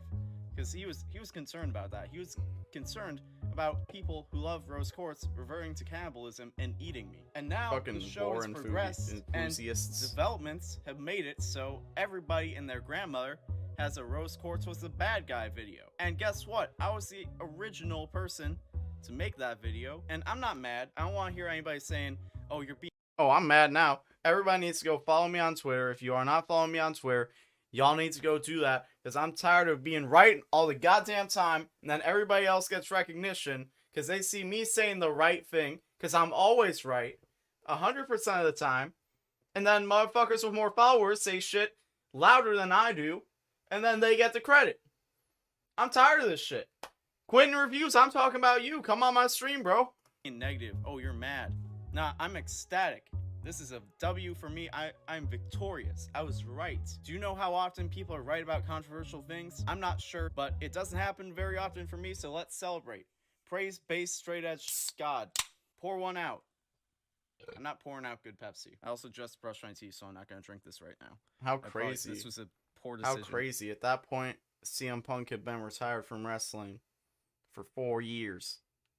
And now he's back in the squared circle. Because of me. Because I was right. Wait. Bro, what? What? Are my motor skills that bad? I can't unpause the video. It's gonna get flat before I get to drink it. Anyways, so about that other video, if you want to watch it, go ahead. You know, it's a very great tool for, like, from that video to this video, kind of see how much I grew. But I mean, I'm gonna try and how I grew my hair and my beard. So you don't have to do that, because that video was from a long time ago. I didn't know what I was doing. I didn't even know how to do white balance correctly. I look like Pink Diamond in that video. My dude. I'm not even gonna say it. I don't even know how it's possible, but I managed to do it. What's more important, though, is I think that a lot of you like, I don't even think this is the lighting. I think it's all just, like, ISO and, like, all that stuff. Like, I just had it set way too low. And now it won't probably watch my last Runaway Club where I talk about how you can not like a character and it's not bad writing or anything. Like sometimes you just don't like characters and it doesn't. Bro, I'm so fucking based. Can we just acknowledge that for a moment? I'm so fucking based. Even in 2018. How old was I even back then? I don't even know how old I am now. COVID has like ruined time. I'm still 21 in my brain. But I'm actually like 27. How did I age 6 years in like 2? How'd that work? Reflect the writers or the crew or whoever, because I think this was the intention. I don't think we were supposed to like what Quartz. happened there? I just saw the signs early on. I could sense it. I got Did the mic just turn on? Like, what the good fuck sense is when that? people are shady, and I knew that Rose Quartz was shady from the get-go. Also, because that video was from so long ago, some of my stances have changed a little bit here and Yeah, I there. think I'm that's gonna talk probably fine. about like how I felt then and how I feel now a little bit, not too much. I don't want to dwell on the past that much, but this is moving forward. Same idea in the present day. You know, that's the whole idea of this. I broke down. Okay, here's the thing. Here's the thing. I want to say this real quick. I was the first one to be like, yo, fuck Rose Quartz. Everyone's like, how could you say that? That's so controversial. You shouldn't say that. She did the best that she could. How could you say fuck Rose Quartz? I was like, fuck Rose Quartz. Man, fuck her. And then everyone found out she was Pink Diamond. All that shit went down. And everyone was like, damn, you right. Fuck Rose Quartz. And then the movie came out. And everyone was like, fuck, dude. Fuck Rose Quartz. And then Future, like around the time of Future, everyone was like, actually, you know what? Maybe we were too hard on Rose Quartz. And I'm still like, you know what? You know what? Fuck Rose Quartz. Because I'm consistent. This is how you know I'm not a grifter. I said that shit back then. I'm saying that shit now. Fuck Rose Quartz. Haven't changed my opinion. My opinion has not changed whatsoever. my last video into sections about how the Jesus Christ, why do I keep getting louder? Why do I keep getting louder? What did I do on this video? actions of Rose Quartz affected Greg, Steven, and Pearl. Okay, Now I'm going to revisit those characters This is a longer video, so I'm just going to put on 0.25, 1.25 to get through a little bit faster. and cover more characters who I left out before. But with both Pearl and Steven, I have quite a bit more I want to say. And when it comes to Greg, I'll just get this out of the way and say I think I may have been exaggerating a bit last time around. All right, Greg did love Rose. Oh, was I exaggerating when I went on that whole men go their own way rant saying like, yo man, this thought Rose Quartz is holding back our King Greg? Which honestly, now that I think about it, it's not entirely untrue, but I was going a little too hard on that, I feel. I was kind of being like, yeah, it's her fault because Greg is simping, you know? Like, I don't know, that wasn't really her fault. She was just there. I mean, she kind of enabled it, but I mean, like, I don't know. It's not really her fault.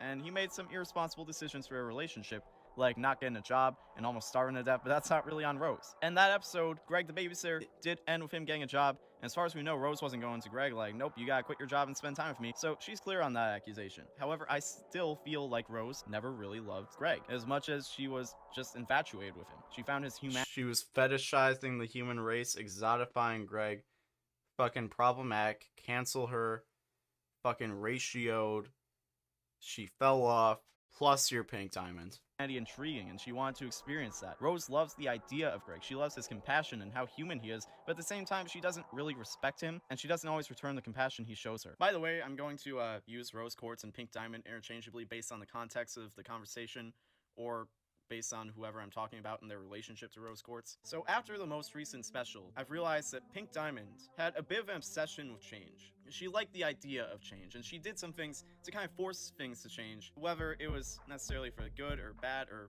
she didn't really think the consequences through. A big example is Pink Diamond staging her own death really changed the way that Homeworld saw the hierarchy of gems. And I'll admit that, it was effective, making the diamonds fear that there was a gem out there that wasn't a diamond that could shatter a diamond.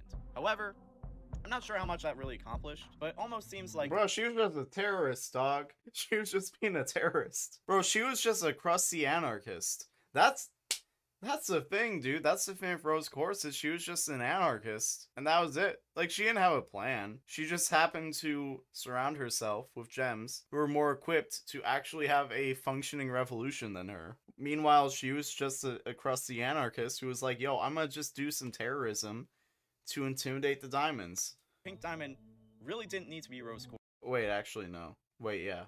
Wait. My memory of Steven Universe is a little bit shaky. Yes, she was being a terrorist by using Rose Quartz killing Pink Diamond as a way to intimidate the diamonds to be like, yo, I could kill you if I wanted to. When in reality, she couldn't. But that's still terrorism. That's still kind of terrorism. And yeah, you can say she was scared, she was whatever. I mean, terrorism against a fascist regime, but still, like, again, like, that's not entirely, like, it wasn't really gonna go anywhere without the people around her who were much more competent in leading a revolution against that fascist regime. Just to make my bases clear, because I don't want anybody going on Twitter being like, yo, Tom endorses fascism, Tom is an apologist to diamonds being fascist. That's not what I'm saying.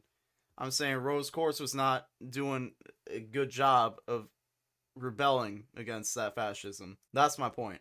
to me, it just seems like she was trying to run away from her responsibilities. And that's not unfair of me to say, I don't think, because as I mentioned in my last video a lot, Rose Quartz often shows that she doesn't want to deal with responsibility. She runs away from her problems and acts Bro, she pulled a fucking Jim Freaks. She was just straight up like, I'm not raising my son. She really pulled the anime trope of like, listen, I'm about to have a son. Like, who knows, like... I think one time Kevin said, like, as a joke when we were talking about this, he was like, yo, what if, like, there was just an episode where, like, Steven and Connie are just, like, walking around Beach City, and then they just see Rose, and she's just like, oh, hey, I was in Florida the whole time. They're like, what? Rationally and impulsively when dealing with problems a lot, because she just doesn't want to deal with them. I mean, I would love to go out and just walk on the beach every day and just relax and not have to worry about anything, but that's not how the world works. I could do that. I could easily do that. I mean, fuck it, bro. I mean, you could. Like, yo, fuck the bourgeoisie. Fucking do it. I don't know. Like, you can do that for a day. Like, 2018, Tom. Like, you can do that for a day. Like, let yourself relax, dog. Like, I know you're stressing. Because I am you. I Calm could just down. completely ignore all of my responsibilities and just be like, yep, I'm going to the beach today. And I'm not going to let anything bother me. But, bro, that's not healthy. That's not good for you or the people. That's very healthy, actually, bro. Like, dude, calm down. That much is healthy. Doing that every single day like Rose Quartz was, that's not healthy. That's hedonistic and gluttonous and leading your problems to grow into much bigger problems and leading to your son having to stand up and deal with your issues in the face of totalitarian governments Around you. That's not good for your environment. It's just irresponsible. But yeah, enough of that. Let's go into Bismuth. Someone I neglected to talk about in the first Rose Quartz video I made is Bismuth. In fact, in hindsight, it's actually a huge mistake that I overlooked Bismuth when discussing the flaws of Rose Quartz. Why is You're that? damn Well, right. this quote from Rebecca Sugar and Ian JQ from the Steven Universe podcast, hosted by the awesome Mackenzie Atwood, says everything about why Bismuth is so important to this That's discussion. pretty much the ultimate I'm heading out to get some milk trope right there, kinda. I mean, literally. But she took it to the extreme, like, I'm not just gonna head out to get some milk, I'm going to just, like, stop being perceived. You are no longer able to even perceive me. I'm just going to cease to exist. Like, sucks to suck. To unbubble her then rather than earlier on. We were trying to pace out everyone's feelings about Rose Quartz. Yeah. And this is the turning point where you find out that Rose Quartz is a really awful person. Yeah. I mean, Bismuth adored Rose. You can see in this story, like... Also, I just want to point out, for all the people who are now like, I don't know, we were kind of hard on Rose Quartz. I don't know if we should have been so hard on her. Rebecca Sugar right here. You find out that Rose Quartz is a really awful person. Yeah. From God's mouth, Rose Quartz is kind of a really awful person. So I just want to reiterate, I was right then, I'm right now. Still waiting for my money from last week's episode so I can buy a new Pokemon game. Wait, what? Listen, bro. You'll get your bidet. You'll get your used batteries. I promise you'll get them eventually. I promise on my podcast, The Yard, that you'll get them. I mean, Bismuth adored Rose. You can see in this story, like, point blank, Rose was wrong. For a little bit of context, Bismuth was doing her job as a weaponsmith for the crystal gems, and she created a weapon designed to shatter gems. And Rose didn't like this, so she handled the situation by poofing Bismuth and keeping her bubbled away in Lion's Mane, and she lied to everyone about what happened. She lied to all of Bismuth's allies and friends, and told them that she had disappeared instead of what really happened. Bro, that's so fucked up, dude. I forgot how fucked up that is. Like, Bismuth was, like, really just, like, being an overachiever at her job. And Rose Quartz was like, I'ma just, like, low-key kind of assassinate, or, like, low-key, like, imprison you, and, like, torture you, and, like, you know, I mean, not really torture, but, like, I'ma just take care of you, you know? You're gonna disappear for a little while, you know? Because you did your job a little too well. Bro, what the fuck, dude? Not telling the other gems and trying to sweep the situation under a rug, Rose was very much in the wrong. Not giving Bismuth or her friends the right to know what happened between her and Rose Quartz was really unfair. It was dishonest, to say the least. And we can't even be sure of the tone or the nature of what went down between Bismuth and Rose Quartz, because yes, Bismuth acted hostile towards Steven, but we can't say that this outburst from Bismuth wasn't possibly out of self-defense. Like, we don't know what went down. We don't know Yikes. if Rose Quartz, when Bismuth brought the shattering... I didn't pre-watch this. Just so everyone knows. I didn't know that was coming. What did she call it? I'll just put a soundbite in here. Breaking point. That's what it's called. When she created it, we don't know if Rose Quartz reacted immediately in a hostile way. That even the idea that Bismuth would create such a weapon meant that she couldn't be trusted. And this has been mentioned in other people's videos, but Rose probably thought she was in danger because she's a diamond, and Bismuth made a weapon to shatter diamonds. So Rose came in, Bismuth told her about the weapon, showed it to her, and Rose was like, unacceptable, you getting poofed, I'm putting you away. Like, we don't know if that's how things went down. We don't know how aggressive Rose was. We don't know. It's possibly very rational for Bismuth to react the way she did, because she's like, you ain't poofing me again. Like, if I'm not fighting you, you're gonna try and poof me again and put me back in that lion. And I don't want that. I just got out. My point is the situation was very vague. We don't know exactly what went down, but the fact that Rose felt the need to hide it from everyone, the fact that she wasn't willing to be accountable for what she did, that alone is very just not cool. And it also brings into question whether she even thought her actions were justified, making it very suspicious as to whether or not Bismuth was in the wrong at all. And also, no matter what, the fact that she didn't tell anyone, the fact that Rose kept it from the other crystal gems from Bismuth's friends, makes it seem like Rose saw Bismuth as expendable and not that valuable, which genuinely hurts Bismuth, because Bismuth made the weapon for Rose, hoping she would be happy and proud of her. Bismuth genuinely looked up to Rose and believed that Rose saw her as more than just her role. Bismuth thought Rose was her friend. But the fact that Rose was more than willing to just poof her and hide her away from everyone without even telling them the truth about what happened, that's a painful thing for Bismuth to realize. Her outburst at Steven was completely directed at Rose. It was her realizing how Pink Diamond failed to be what Rose Quartz was supposed to represent. And yes, I say that assuming that Bismuth was completely unaware that Rose Quartz was Pink Diamond. But what I mean is Pink Diamond was the actor essentially role-playing as Rose. I mean, now we know that's the case. Now we know that's the case. Now we know that Bismuth was like, God damn, bro. Really, Bismuth was willing to just, like, accept Steven because she was like, wow, Rose Quartz really fucked us both over, huh? Like, how many characters bonded in Steven Universe just by being like, damn, bro, we all got fucked over by this fucking demon, bro. Rose Quartz. On paper, Rose Quartz is empathetic. She wants gems to be free, but Pink Diamond's personal character wasn't as pure as she imagined Rose Quartz to be, so she ended up doing things that didn't follow what she said as Rose Quartz, and Bismuth was lashing out at her because of an example of her failing to do that. Even though Bismuth didn't know that Rose was Pink Diamond, she could tell that the identity of Rose Quartz, this idea, wasn't who she really was. She knew that the Rose Quartz that she was led to believe in wouldn't have treated that situation in such an irresponsible and selfish manner. And this makes her question the legitimacy of everything that Rose Quartz taught her, this person who made her believe in herself, who made her believe that gems could be more than what they're told they can be. So understandably, Bismuth is hurt by what we now know as the audience to be a big facade on the part of Rose Quartz. What Pink Diamond did was lie to everyone, but I don't doubt that there are large traces of who Pink Diamond really is deep down in Rose Quartz. And I'm assuming that what we actually see of Rose Quartz is who Pink Diamond really is, just going by a different name and under a different appearance. But like I said, Rose Quartz is a character. Even in the context of the show, Rose Quartz is fictional. She's an idea which Pink Diamond was trying to live up to, and that's the person she represents to everyone who she brings into the rebellion. Regardless of intentions, which I don't think were malicious, what she was doing was lying to people who were willing to give up everything they had to fight for her cause. And their belief in that cause was strongly rooted to their belief in their leader, a leader who they were made to believe was someone completely different from who she actually was. And we Okay, that might be a bit of a reach. I might be reaching there. I feel like that's a little more admirable than I feel like I'm spinning that as a bad thing. I feel like it's actually kind of admirable that, like, she's coming from the situation of, like, being a tyrant or being the figure of a tyrant and trying to change into the image of someone who is a image of hope. However, at the same time, not being honest with your comrades about the situation, basically LARPing as a freedom fighter, a fellow person who is marginalized, that much is kind of sus. That's a better angle to take it from Tom from 2018. But also, I wasn't as articulate about those things back then. Know that Rose's followers aren't just okay with this based on the promo for the upcoming summer return. Now, okay, hold up. I know that Cartoon Network very often markets Steven Universe as a lot more hype and a lot more story-driven than it actually turns out to be. But this scene can't be taken out of context. Sapphire's straight up saying Rose lied to them. She feels hurt. She feels betrayed. Like, there's no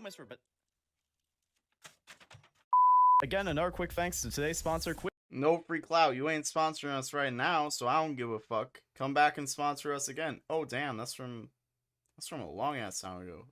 That's from back in the day when we were at Virginia Beach. It's crazy. You can see Slice way in the background there. Betrayal.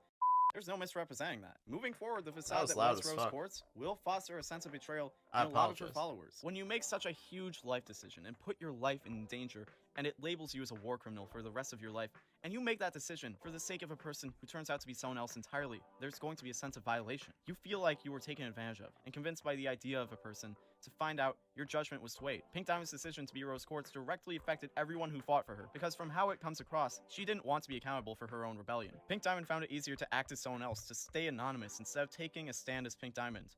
But everyone who chose to follow her did have to take that stand and put themselves out there without— Okay, let me put this a little bit more simple. Okay, I had something in my brain and that went away. As soon as I went to say it, I was like, yo, there's a much better way of putting this. She got people to agree and commit themselves to a rebellion under false circumstances, under the belief that they were all in it equally, but clearly they weren't, because Rose Quartz always had the option of, oh, this shit ain't going well, switch back, I'm Pink Diamond again. I might have to explain myself a little bit to the other diamonds, but I'm not gonna get in trouble. We see that from based on the rest of the series, like how they treated Steven. I mean, she would have had a lot of shit to deal with because they were kind of toxic, kind of yikes, but like would have been better than what everyone else would have had to deal with. So even having the protection of being a diamond. And while we're on that topic, let's look at the diamonds, who may be tyrannical overlords, but they still have emotions and vulnerabilities, and blue and yellow are devastated by the fact that they think Pink Diamond is dead.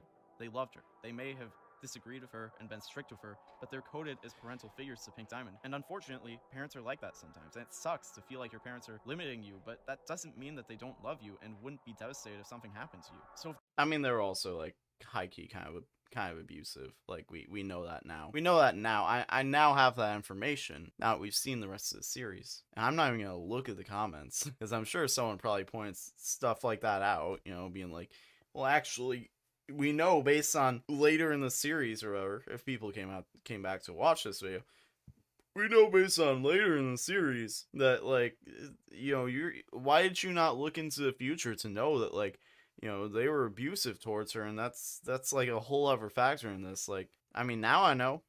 that being taken into consideration, the fact that Pink Diamond was fine with making Blue and Yellow, who did love her a lot and did want what they thought was best for her, believe that she had been shattered in favor of revealing herself as being Rose Quartz all along, it's kind of heartless. I know we're talking about the diamonds, but just because you consider someone a bad person doesn't justify putting them through something like the loss of a child. Perhaps Pink Diamond felt like she had— I mean, that do be kind of fucked up either way, but not that fucked. I don't know. How fucked up is that? If you had abusive parents and then you made them think that you were dead, like, is that? I feel like that's still pretty fucked up. no other choice, but isn't Rose Quartz adored and inspirational? I mean, I did kind of downplay the abuse because I know that there was abuse at this point in time. I couldn't really say because we didn't have that information yet.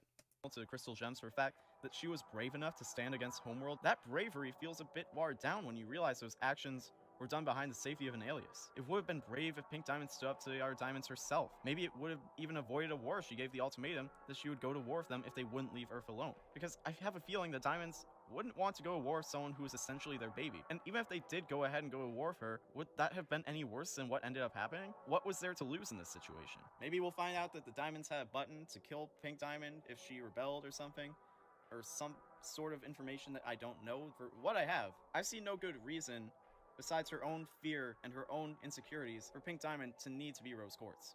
I mean, she was way weaker than the other diamonds. I mean, bro, the diamonds in Steven Universe are... Here's the thing, is motherfuckers are always like, Steven should have killed the diamonds. Like, dog, he couldn't. He couldn't, bro.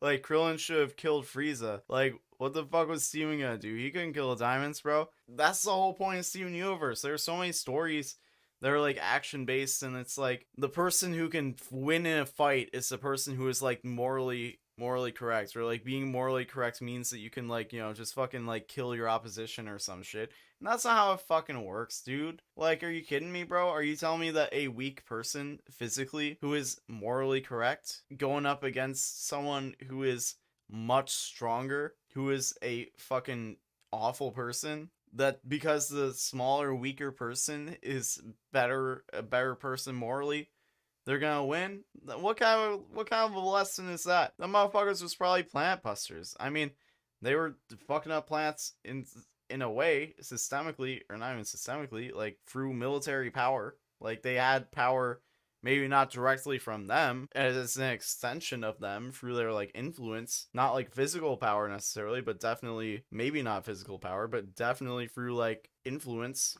The fact motherfuckers were like, yeah, dude, Steven should have fucking killed White Diamond. I mean, he did have that one opportunity, but it was also kind of painted as like, maybe murder is kind of fucked up, you know? Like that was kind of the point. It's like, yo, dude, murder kind of fucked up.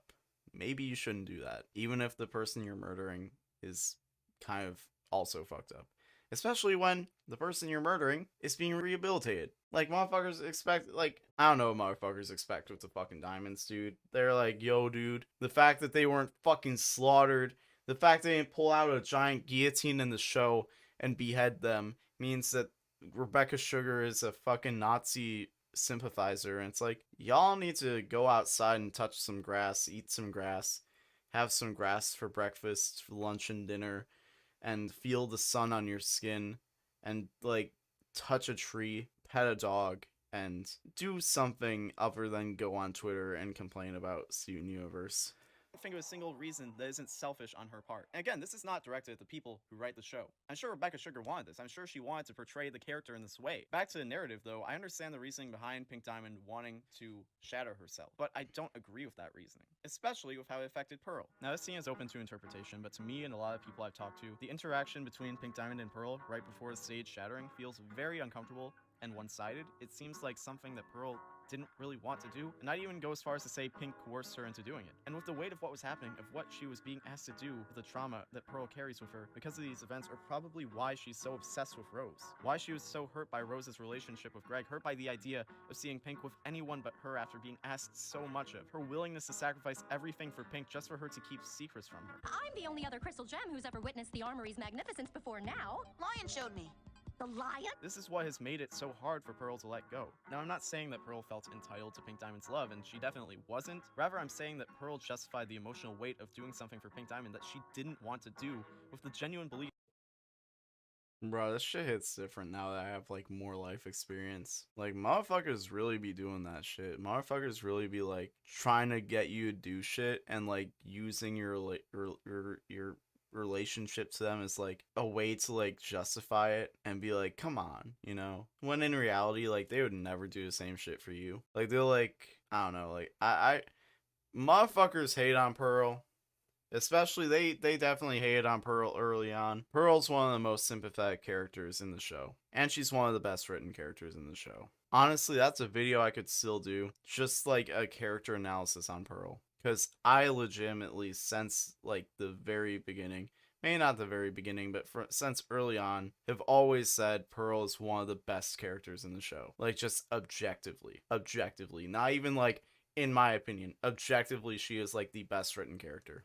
That Pink Diamond loved her in return. Why would Pink ask her to do such a huge favor, to sacrifice everything but her, and tell Pearl that being on Earth with her was more important to her than her position as a diamond, or anything else in the universe? Why would she ask something like that of Pearl if she wouldn't be willing to do the same for her? Why would Pink ask Pearl over everyone else if she didn't value her more than everyone else? These are all things that Pearl probably used to spin the situation as positive regardless of how she actually felt. And this also explains why Pearl is so sensitive about believing that she was the closest to Rose. That's why when Lion came along, she was so skeptical and broke down over the idea that Rose even had a lion. Because it's painful for her to believe that Rose was keeping such important details from her when she's been left with such a heavy emotional burden to live out the rest of her life with. That moment caused Pearl to manifest the events literally multiple layers deep into her psyche. She won't even shapeshift anymore because it reminds her of that event. Pink Diamond used Pearl by making her believe that there was something special between them, when in reality she just can't exactly shatter myself. You can argue that she chose— Bro, can we get some F's in chat for Pearl? Like, bro, Pink really fucked her up, bro. Like, goddamn. Like, I as a more mature person now am really just recognizing how much of a fucking gaslight gatekeep girl boss Pink really was when it came to Pearl. Like, she was really toxic as fuck. Dog, I'm about to make a fucking part 3 to this shit. Part 4, whatever the fuck I'm on. Man, you fucking toxic motherfucker. Like, just based on, like, her relationship to Pearl, bro. And motherfuckers are like, you know, maybe we were too hard on her. Motherfucker, fuck her. Dog, like, fucking toxic ass fucking diamond fucking privileged ass fucking LARPing as a marginalized fucking freedom fighter fucking fuck Rose Quartz. Fuck Rose Quartz, fuck Pink Diamond, fuck this shit. I don't give a fuck about this goddamn fucking, oh maybe like, nah, fuck her. And she abandoned Spinel. Fuck that shit. Pearl because she trusts Pearl more than anyone else, but if that was true, why would she silence her? I might be wrong, but in my experience, when you trust someone, you don't have to take out a contingency plan to make sure they don't talk. She didn't trust Pearl more. Pearl was just the only one who knew the truth about Rose, and she didn't want it getting out to anyone else. If not, then maybe it was because she knew how Pearl felt about her and knew she would be the easiest to persuade, which is a much darker take on it. Regardless, what I saw wasn't a moment of trust or closeness or even intimacy. It was manipulation. And I think somewhere inside herself, Pearl knows that. But Pearl doesn't want to see Pink Diamond for who she is. Pearl doesn't want to believe that someone she felt so deeply about would use her to make a political statement and then treat her like she's no different than anybody else while she acts pretty promiscuously based on what we've been led to believe. Like, they made it seem like Rose was getting intimate with everyone but Pearl, and Pearl just had to live with that fact after everything that went down. So where's all this leave Steven? Well, I don't think I need to explain that Pink Diamond / Rose left so much for Steven to deal with. And it's not like she accidentally had Steven or had an untimely death. No, she literally shapeshifted a womb to carry Steven. But this means she chose exactly when to have her son. I mean, maybe not like the exact delivery date, but it was planned. She knew exactly what she was doing when she had Steven, and she had decided to neglect her responsibilities anyways. Maybe Pink Diamond did care about Steven and did want him to live happily on Earth, but as he said in Storm in the room, I know you didn't want me to deal with your problems. You're a part of me now. I have to deal with what you left behind. But something I want to make clear, even though we, the audience, have been misled about who Rose Quartz is, doesn't mean that Steven was. Steven's family still loved Rose. Bro, why does this not have as many views, dog? This one has fewer views compared to the first one, and this is like clearly a much better video. I'm just saying it. But at this point, who cares? It's not even a relevant topic anymore. Loved the Rose that they knew, and they all gave him their honest perspective on her. Nobody's trying to trick Steven into thinking something. Greg adores Rose. He adores the Rose he knew. Yeah, the Rose he knew, which was a very specific side of her. Everybody knew her in different ways, at different times, met her for different reasons, and she meant something different to each of them. And based on this statement from Rebecca Sugar, we know there was a side to Pink Diamond that was something like the person we thought Rose was. The main idea I've been trying to run with this whole video is that the creation of Rose Quartz by Pink Diamond was her trying to be who she wished she could be. But Pink Diamond herself lacked the qualities, lacked the emotional intelligence to actually become that person. However, I do believe that that person does exist through Steven. So many of the things that Rose Quartz failed to do, or actions that contradict the idea of who she was trying to be, have been redeemed by Steven at some point in the show. Well, I think you're pretty great. I believe a big reason that— and that shit fucked up Steven, bro. He had those expectations on him since he was a child, and that shit gave him trauma. That shit was fucked up. Like, they really fucked him up, bro. I can't believe it, dog. My boy Steven, they fucked him up by putting all these expectations on him, and then he ended up with PTSD and shit, and then he ended up turning into a fucking giant monster, and then he was like, fuck it, I'm gonna go travel the world, and, like, not come back to voice Steven anyways. It pretty much came down to Steven cleaning up Pink's mess. Not just that. It's not just that. It's not only that. It was that, and also the expectation to live up to this fictional image of what Rose Quartz was. And that image was a very one-dimensional and a very unrealistic standard of excellence that Steven was very good at living up to, but was not able to live up to forever. And as he developed as a person and developed his own identity to become his own person, that shit really started to fuck with him. And that's a big reason, on top of all the trauma he went through, he ended up being in the situation he was in Steven Universe Future. Pink Diamond wanted to become Steven is because of how infatuated and obsessed she was with the idea of humanity, and how badly she wanted to understand so many of the little things about being an Earthling. She knew that Steven was the closest she would ever get to experiencing that. Becoming Steven, even if she wouldn't be cognizant for it, was the closest Pink Diamond would ever come to being who Rose Quartz was really meant to be. And the fact that Steven has been a better Rose Quartz than his own mother is really a credit to Greg. One thing I think that I like that slowly unfolds is I want people to realize that all of Steven's compassion is coming from Greg. Greg. Pink Diamond's infatuation with Greg came from the fact that he understood and lived by so many of the things that she wished she could understand. And as a result, her son got a lot of those qualities she desired from his father, which is actually kind of nice. I'm not going to comment on where I think the show is going too much, but I see Steven's role transforming into who his mother wished she could have been, but also going his own way and finally being able to separate himself from the broken legacy that is Rose Quartz. Then you really are better than her. And that was basically what the last episode was basically Steven being like, yeah, I'm not my mom, I'm me. And then like Future was like unraveling that beyond just a symbolic like projection of light, and actually him like going through like a very emotional, raw, transformative experience of like, damn bro, I really was just expected my entire life to just be my mom, and now I want to be my own person, and it's not. I feel like there's still pressure to not be me and still be that, which is rough. Bro, people shit on Steven Universe so much, but there really is like so much depth there, like emotional depth. I think a lot of people just do not have that much emotional intelligence when consuming media, which is like, media is supposed to be a very empathetic experience. You're supposed to identify with the characters. You're supposed to live through the characters. But I think part of the thing is like people will do that, then they won't actually like have the EQ, like the emotional intelligence to actually follow along in the journey sometimes. Like I'm gonna be real, I might sound like I'm being like elitist, but like bro, being almost 24 compared to, how old was I in 2018? 20? So like being almost 4 years older, like the ability to look back and realize like how much was actually going on is like completely night and day. So I feel like that's part of it too, which is actually a really good like sign of like a great show. If you can look back as you get older and be like, damn bro, they were really doing something here. Like I couldn't even appreciate everything they were doing. I'm having to live with his mother's mistakes and the grief of finding out the truth about her, but he's been raised with the idea of who his mother was, who she was when she was with Greg, who she was in the eyes of her peers. He's aspired towards that idea, and even though he may never reach it fully, he's managed to surpass his mother. Steven is compassionate, understanding, warm, and he's starting to become a pretty good leader. The show isn't about Pink Diamond or Rose Quartz, it's a coming-of-age story about Steven. From a writing perspective, there's nothing wrong with the fact that Rose Quartz was a lie the entire time, because as the aftermath of this reveal passes, I can see Steven moving out of his mother's shadow to fulfill his own destiny.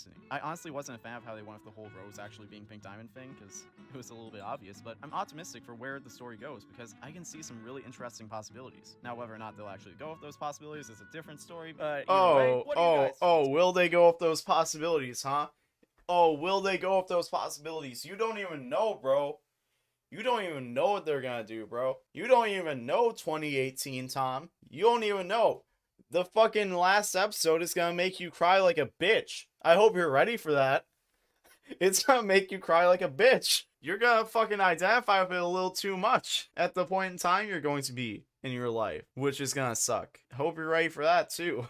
Homie's been through some shit since then. Tell me in the comments below. Hit me up on Twitter. Do whatever you want. Buy a shirt on Teespring. I'm not wearing my shirt right now. This is a William Haynes shirt. William Haynes, bro. That shirt is so fucked. Y'all want to see that shirt? The shirt I'm wearing here. That shirt is so fucked up now. Hold on. Where is it? It's somewhere in here. Is this it? Oh, here it is. Bro, look how fucked up this shirt is now. Look at that. Like the collar is all fucked up. The fucking sleeves are falling apart. I think there's a hole on somewhere in here. Yeah, there's holes under the sleeves. Bro, it's all fucked up, dude. Like I said, homie's been through some shit. We got 40 minutes left. You know what I want to talk about? I want to talk about Fortnite. I want to talk about Fortnite. And how Naruto is now part of Fortnite. Like, I just want... This was canon. It is canon that Kakashi does that. But like, dude,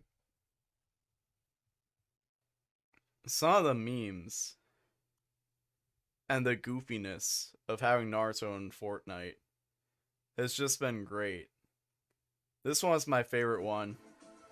Just Sasuke doing Pokemon's emote as Sakura's crying in the background. Like, this is modern art. This is modern art. And here's the thing. I'm seeing a lot of people out here hating. They're just out here hating. They're like, yo, This is the end of culture.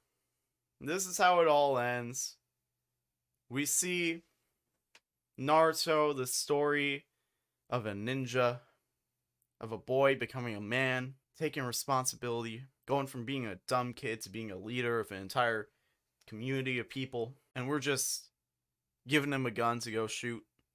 We're having him do Pokemon's emote. We're having them dance to pop music. But listen, this is how culture evolves. This is just the way that it goes. The way of the beast. And this is how we evolve as a society. This is how we innovate. Because without things like this, we wouldn't have a lot of the amazing work that you see on the internet today. It breeds innovation. It reminds me of the days of Source Movie Maker, when people started downloading the models for all these different characters, all these different people throughout pop culture, media, and it was that innovation.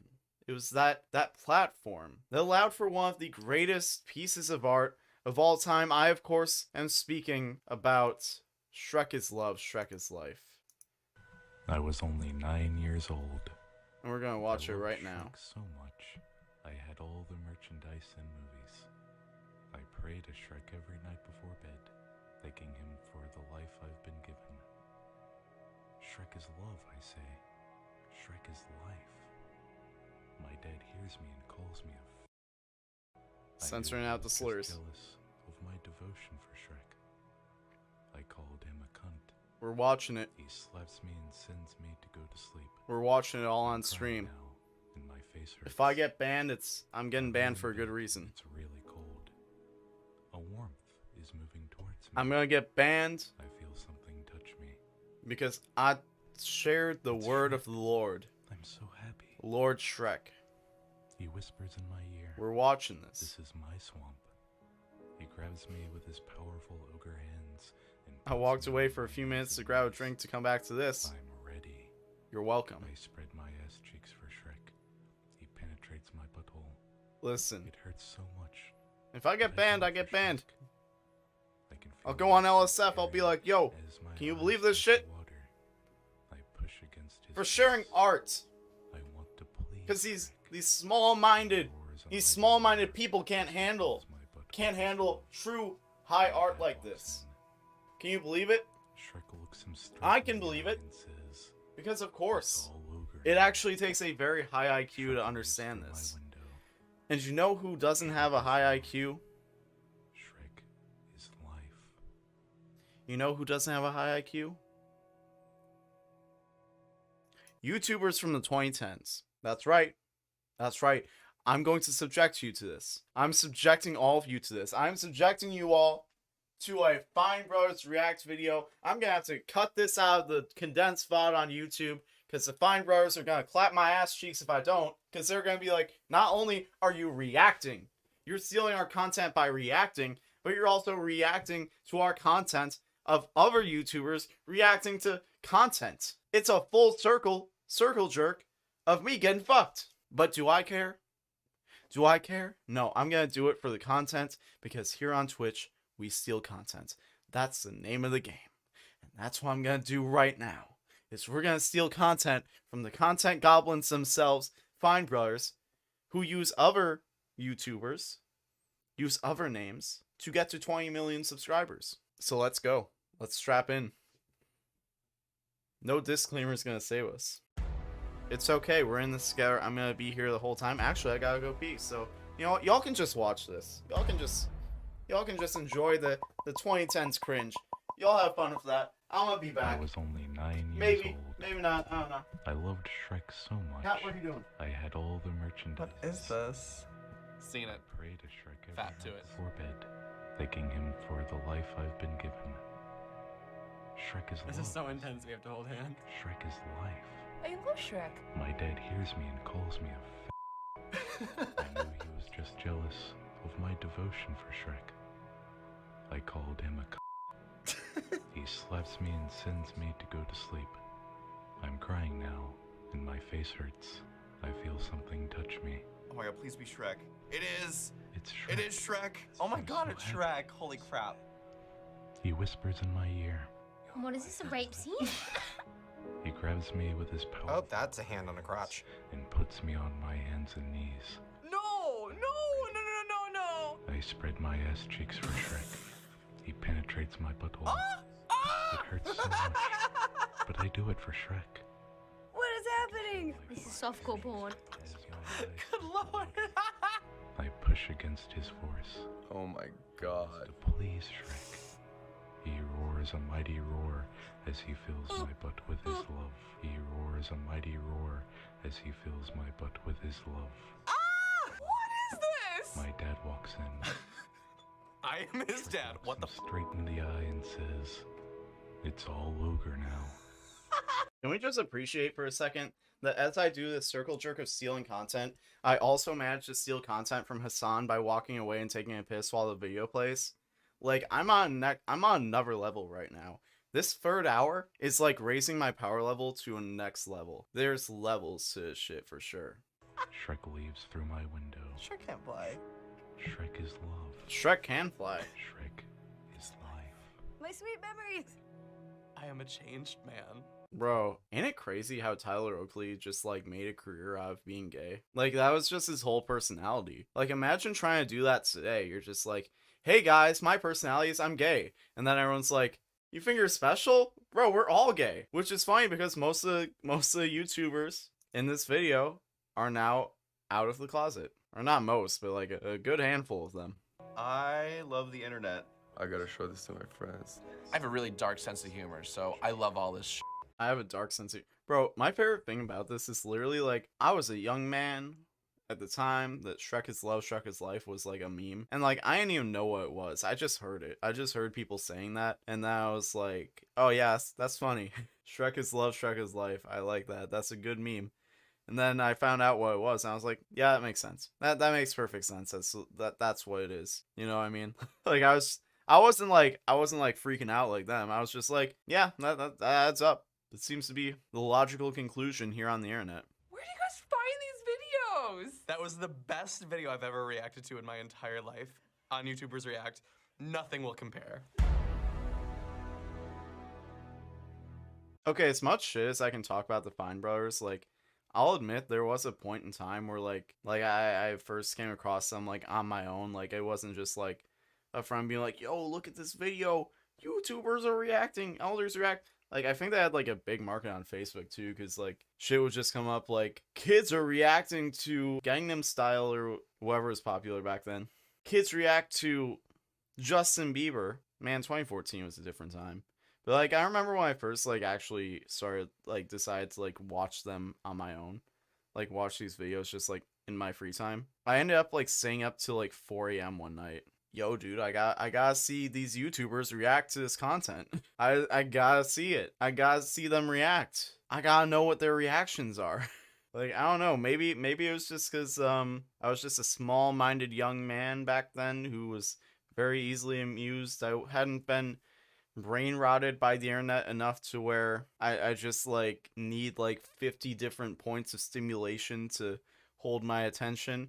Or maybe the Fine Brothers are actually onto something and they actually make pretty good content. It's one or the other. So what was that? Oh, it's so hard to explain in like a sentence. Oh my god, a masterpiece. Wait, it's so hard to explain in a sentence. A young man prayed to Shrek and then Shrek came and clapped his ass cheeks. That's how you explain it in a sentence, bro. It's not that hard. Jack's Films. Mr. Jack's Films. It's really not that hard. I just did it. Off the top of my noggin. That's just the internet being itself. See, Harley's the only one who's actually in touch. Harley's the only one where it's like his reaction like actually aged well, where he's just like, yeah, dude. That's just the internet.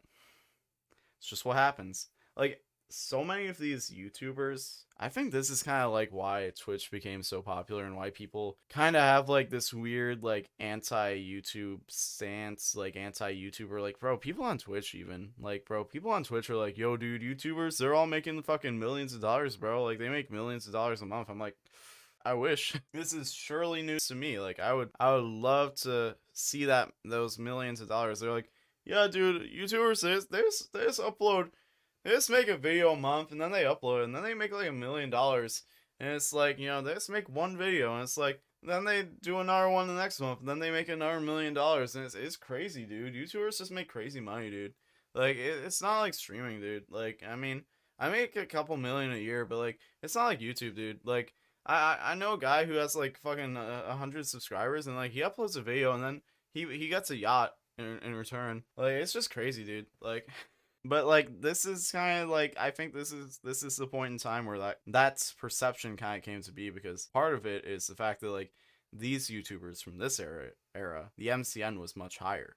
And the also the top views were much lower. You could make a lot of money off of like a few 100,000 views. You could make a lot of money. But then, as more and more YouTubers started reaching a certain level of success, Google was like, hold up. We got gatekeep. We gotta gatekeep girl boss this a little bit. Yeah, Susan was like, I gotta be a gatekeep girl boss. And then they started lowering the MCN. They started lowering like how much money you could actually make. And also there just wasn't enough money to go around, I guess. And so like over time, being a YouTuber has become less lucrative. So the YouTubers of this day, even though a lot of these YouTubers at the time were probably about as big as like the Roundtable is now, they were making more money for sure, like without a doubt. And also like, a lot of these YouTubers are just like really normie. Jax Films is like a normie who is like aware of that type of culture. Harley is kind of just like a chameleon where he can just like adapt to anything.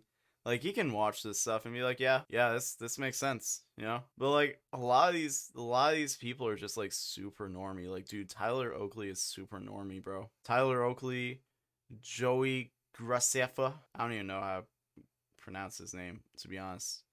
A shame that I can't. Honestly, I'm letting y'all down. Lucas and Jenny, also known as Fred. Like, a lot of these people are just, like, very normie. And you can tell, like, based on their reactions to, like, a very normal internet video. An extremely normal internet video. Like, are y'all telling me that, like, Shrek is Love, Shrek is Life is actually that shocking to you? Like, is it really that shocking to you? It's not. It's like another day on the internet, as Harley put it. But, like, all these people are, like, normies. Especially the women. Let me tell you. But no, like, for real. Back in the day, back at this point in YouTube, all the women who succeeded on YouTube were not, like, the deep cuts that you see now. Like, you see, like, a woman like 39Daf getting popular on Twitch and YouTube, where she's actually like very well integrated into like weird internet shit. She's also much younger. Like, she's younger than me even, which is crazy. But like, there are plenty of women now who have been able to rise the ranks because like there just wasn't room for women in a lot of those spaces. Like, a lot, like when you look at like the makeup of a lot of these YouTubers, it's like the type of stuff that they cover is very, I mean, actually this just isn't like a good sample of YouTubers, I guess. But like, you have like gaming was huge on YouTube at this time, and that was very male dominated. There were like a few women in there, and like the few women who were in there were kind of like, oh, she's a gamer girl type of thing. You know, like it's a new thing that women are able to actually be genuinely like weird and shit and also be marketable online. Because, like, this was still at a point in time where I think a lot of the general audience on YouTube, like, for women, if they wanted a female audience, they had to do, like, okay, typical, like, which actually isn't even accurate because, like, I was a big fan of Markiplier at this time, and he definitely had a huge female audience, and still does. But like, a lot of like the women on YouTube thought like, oh, like the only way I can really get a female audience is like if I do like daily vlogs, or if I do like beauty stuff, or if I do like, you know, skincare or whatever, you know, like stuff like that. Whereas now it's definitely a lot more equal opportunity, where it's like, if you're a woman on, who gives a fuck? Like, you can do anything. But like, it's really weird how the ecosystem of Twitter, YouTube has changed so much over the last, like, okay, I guess that is like 7 years, but it's changed so much. Like, the fact that like it's just gotten so much bigger. Like, the fact that like back then,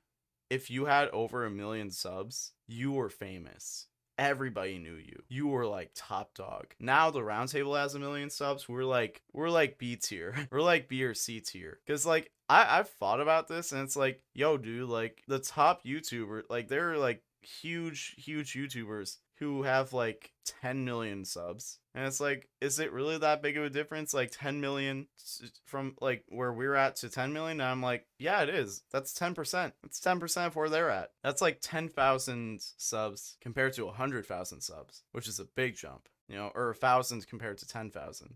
So yeah, bro, YouTube back then was just, it was a different time. And I think a lot of people kind of resent that time because a lot of the people who were big were like the Jake Paul types. Not even that they're bad people, but it was just like there wasn't the same like counterculture to it. I think that's why a lot of people are gravitating towards Twitch now, is because there is a counterculture. Like you look at someone like Mizkif and it's like he's like the antithesis of like a Tyler Oakley or a Shane Dawson. Like you look at Mizkif, you look at like a Ludwig, which Ludwig seems pretty normy, but like you compare Ludwig to Shane Dawson, he's not very normy when you consider that. So it's like that's really a thing that people gravitate towards, because people want to feel like they're doing something new, something different, something that like goes against the grain. That's why rock and roll was so popular, because it was a counterculture. It's just inappropriate. I'm speechless. I don't know what it was. A rape scene. I'd never sleep again if I... Bro, why was 2010's YouTube like, yo, we're gonna make rape jokes? That was a big thing. I don't think kids understand. I don't think kids these days understand. That was a big fucking discourse back in like the early to mid 2010s on the internet. Was like, what is the efficacy of making rape jokes? And the discourse was so bare bones too, because it wasn't like a complicated one. Obviously, it was a lot of people being like, hey, maybe you shouldn't make rape jokes, and a bunch of other people being like, oh, I'm edgy, like, you just don't like edgy humor. Some rape jokes can be funny. And it's like, that was really the whole discourse. And that was a whole thing. And obviously, like, culture moves towards progress. So we obviously were like, yo, maybe we shouldn't throw around the word rape like that. Or be homophobic. Which is funny, because there's, like, some low-key homophobia in this video. And then, like I said, there's a decent number of people in this video who either came out, like, around this time, or shortly after. Visualize something like that. And then there's Tyler Oakley, where like he was able to make a whole career off of, hey, I'm gay, because it was just not common back then to have openly gay internet personalities, which is really fucking crazy when you think about it now.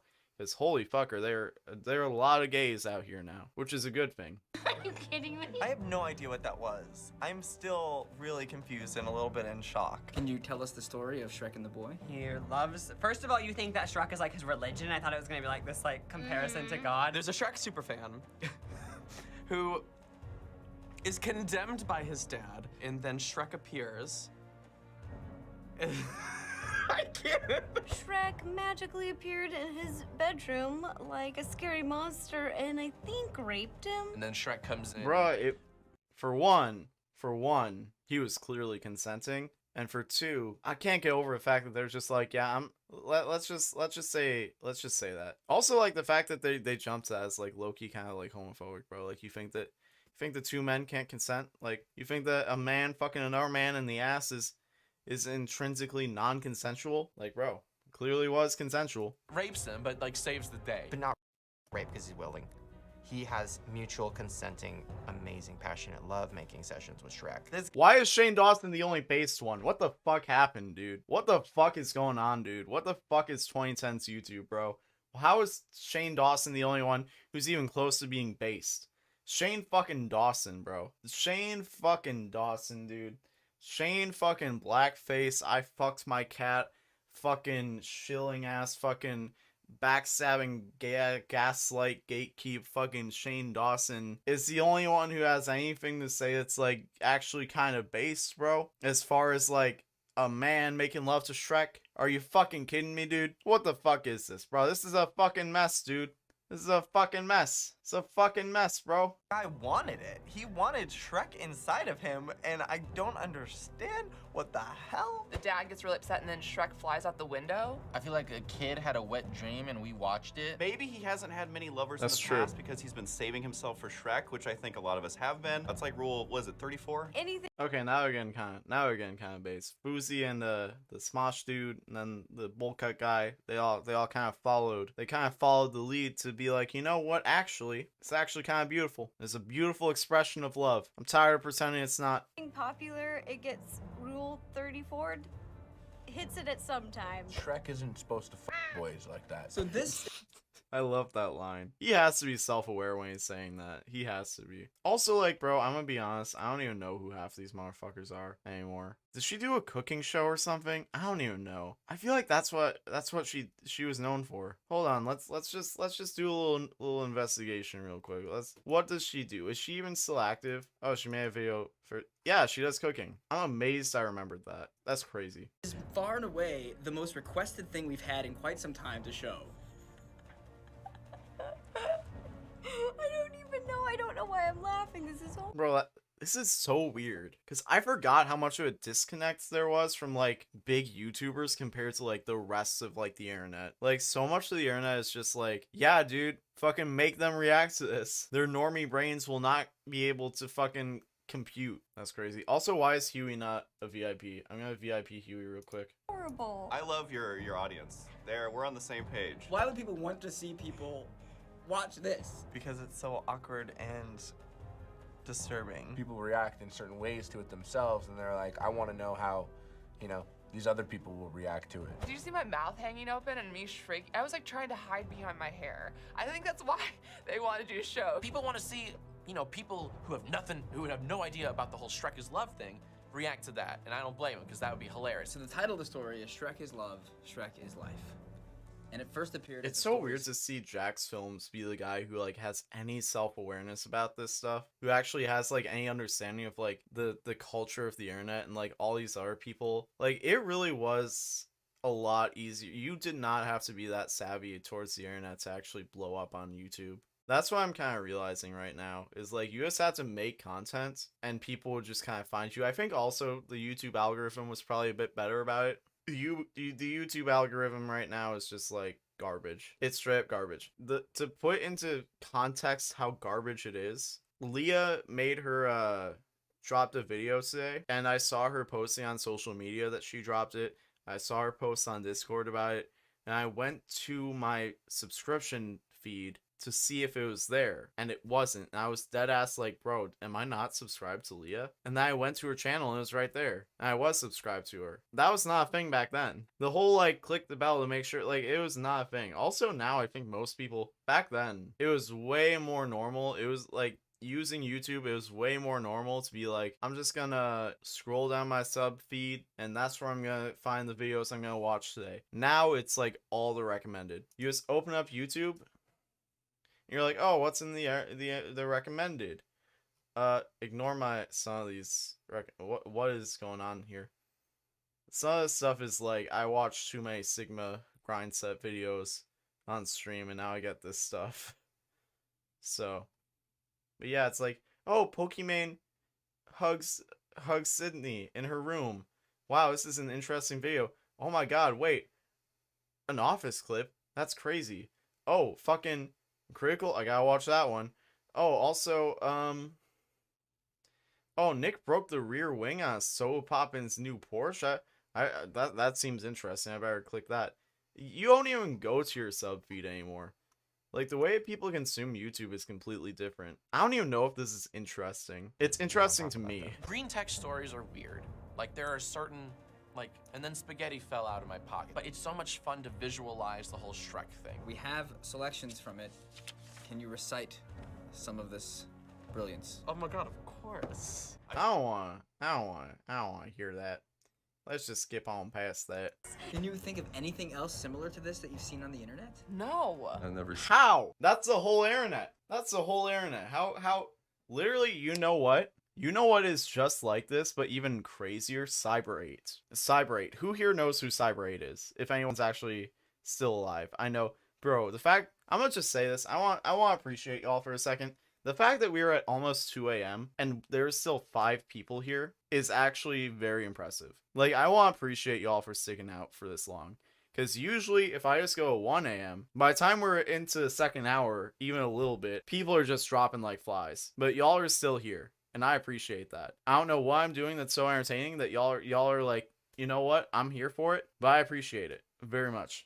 Like, I see y'all and I appreciate it. But Cyber 8, I don't know what Cyber 8 Steel was. I don't know if he was like low-key, like kind of like an alt-right fucking incel or some shit. I don't know what was going. I don't know if he was just like really edgy and he just liked really edgy humor and just like wanted to do like the, because like I'm gonna be real, dude, when I'm in private I don't go to the extreme that he does, because he says he shows and does and says some fucking weird ass shit, some like fucking not just weird, but like fucking like, okay dude, like I literally, as I was setting everything up for today, I went through and I was like, I want to find a Cyber 8 video to show us an example of like how fucking like edgy he is. But the thing was I was like, okay, it's good background sound, TVH.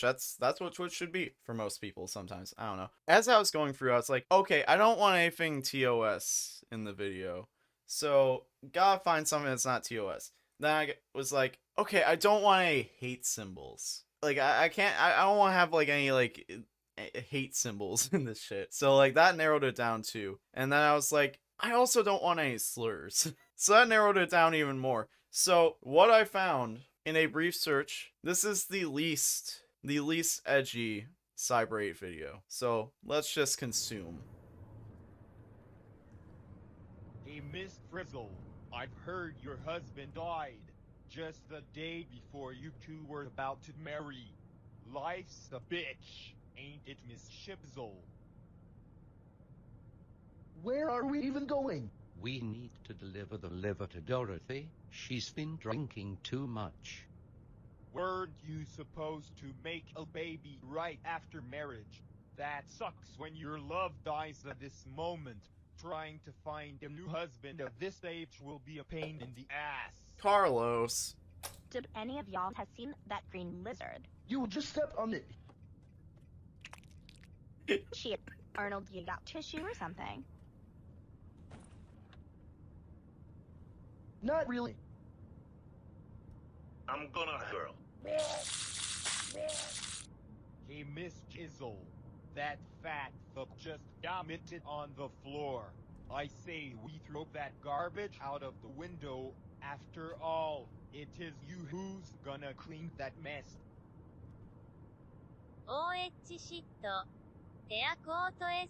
Bro, imagine being like, I've never seen anything like Shrek is Love, Shrek is Life on the internet when this exists.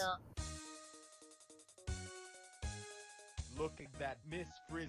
You fuck up your life and now you're fucking up ours. We are dead for sure. This is not happening for real.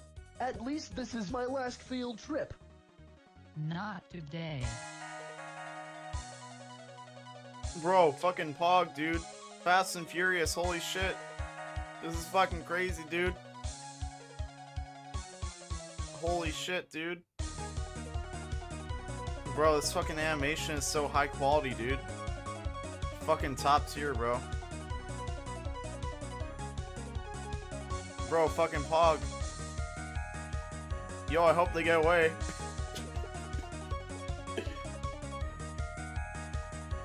Okay, you know what?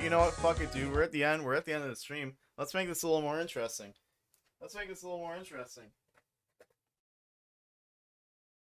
still got these. I got 2 left. Let's make this more interesting. Let me react to the last 40 seconds of this video as I'm in pain. So let's just go through that. Let's go through that. Of course, we still got the ranch. Gotta have the ranch. Not even it's like a protection thing, just like, yo, listen, it's more enjoyable with the ranch. Oh jeez, there's not as much left. Hold on.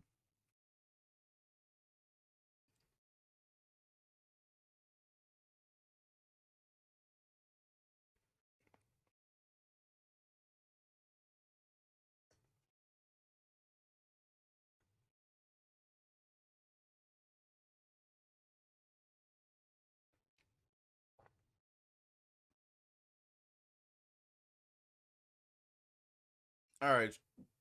Okay. Alright, I think that's good. Alright. Oh, Jesus. Oh, jeez.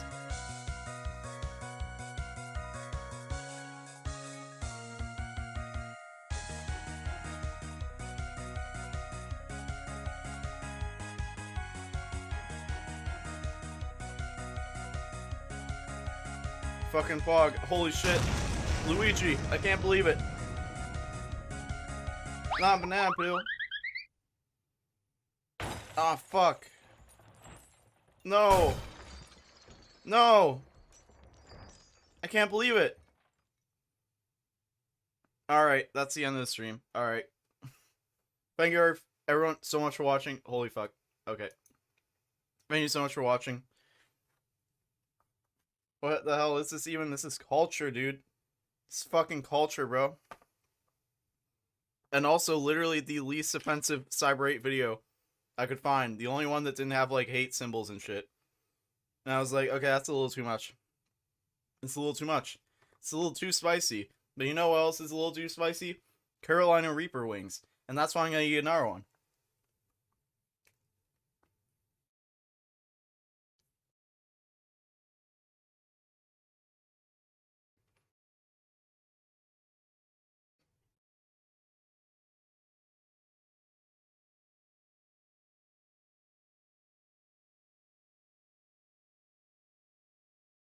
I've had this on your desk for far too long. Only since I played the video. I pulled them out of the fridge like 2 hours ago. Alright, anyways. Thank you so much for coming out. Everyone who made it this far. I appreciate y'all. This was an amazing stream. This was a amazing show. This was the greatest show on Twitch ever. And it's all because of y'all. Follow me on Twitter. Follow me on Instagram. Subscribe to Sugma Mail on YouTube. Find me across the web at TommyPQM. And until next week. Goodbye. Holy shit, my mouth is on fire.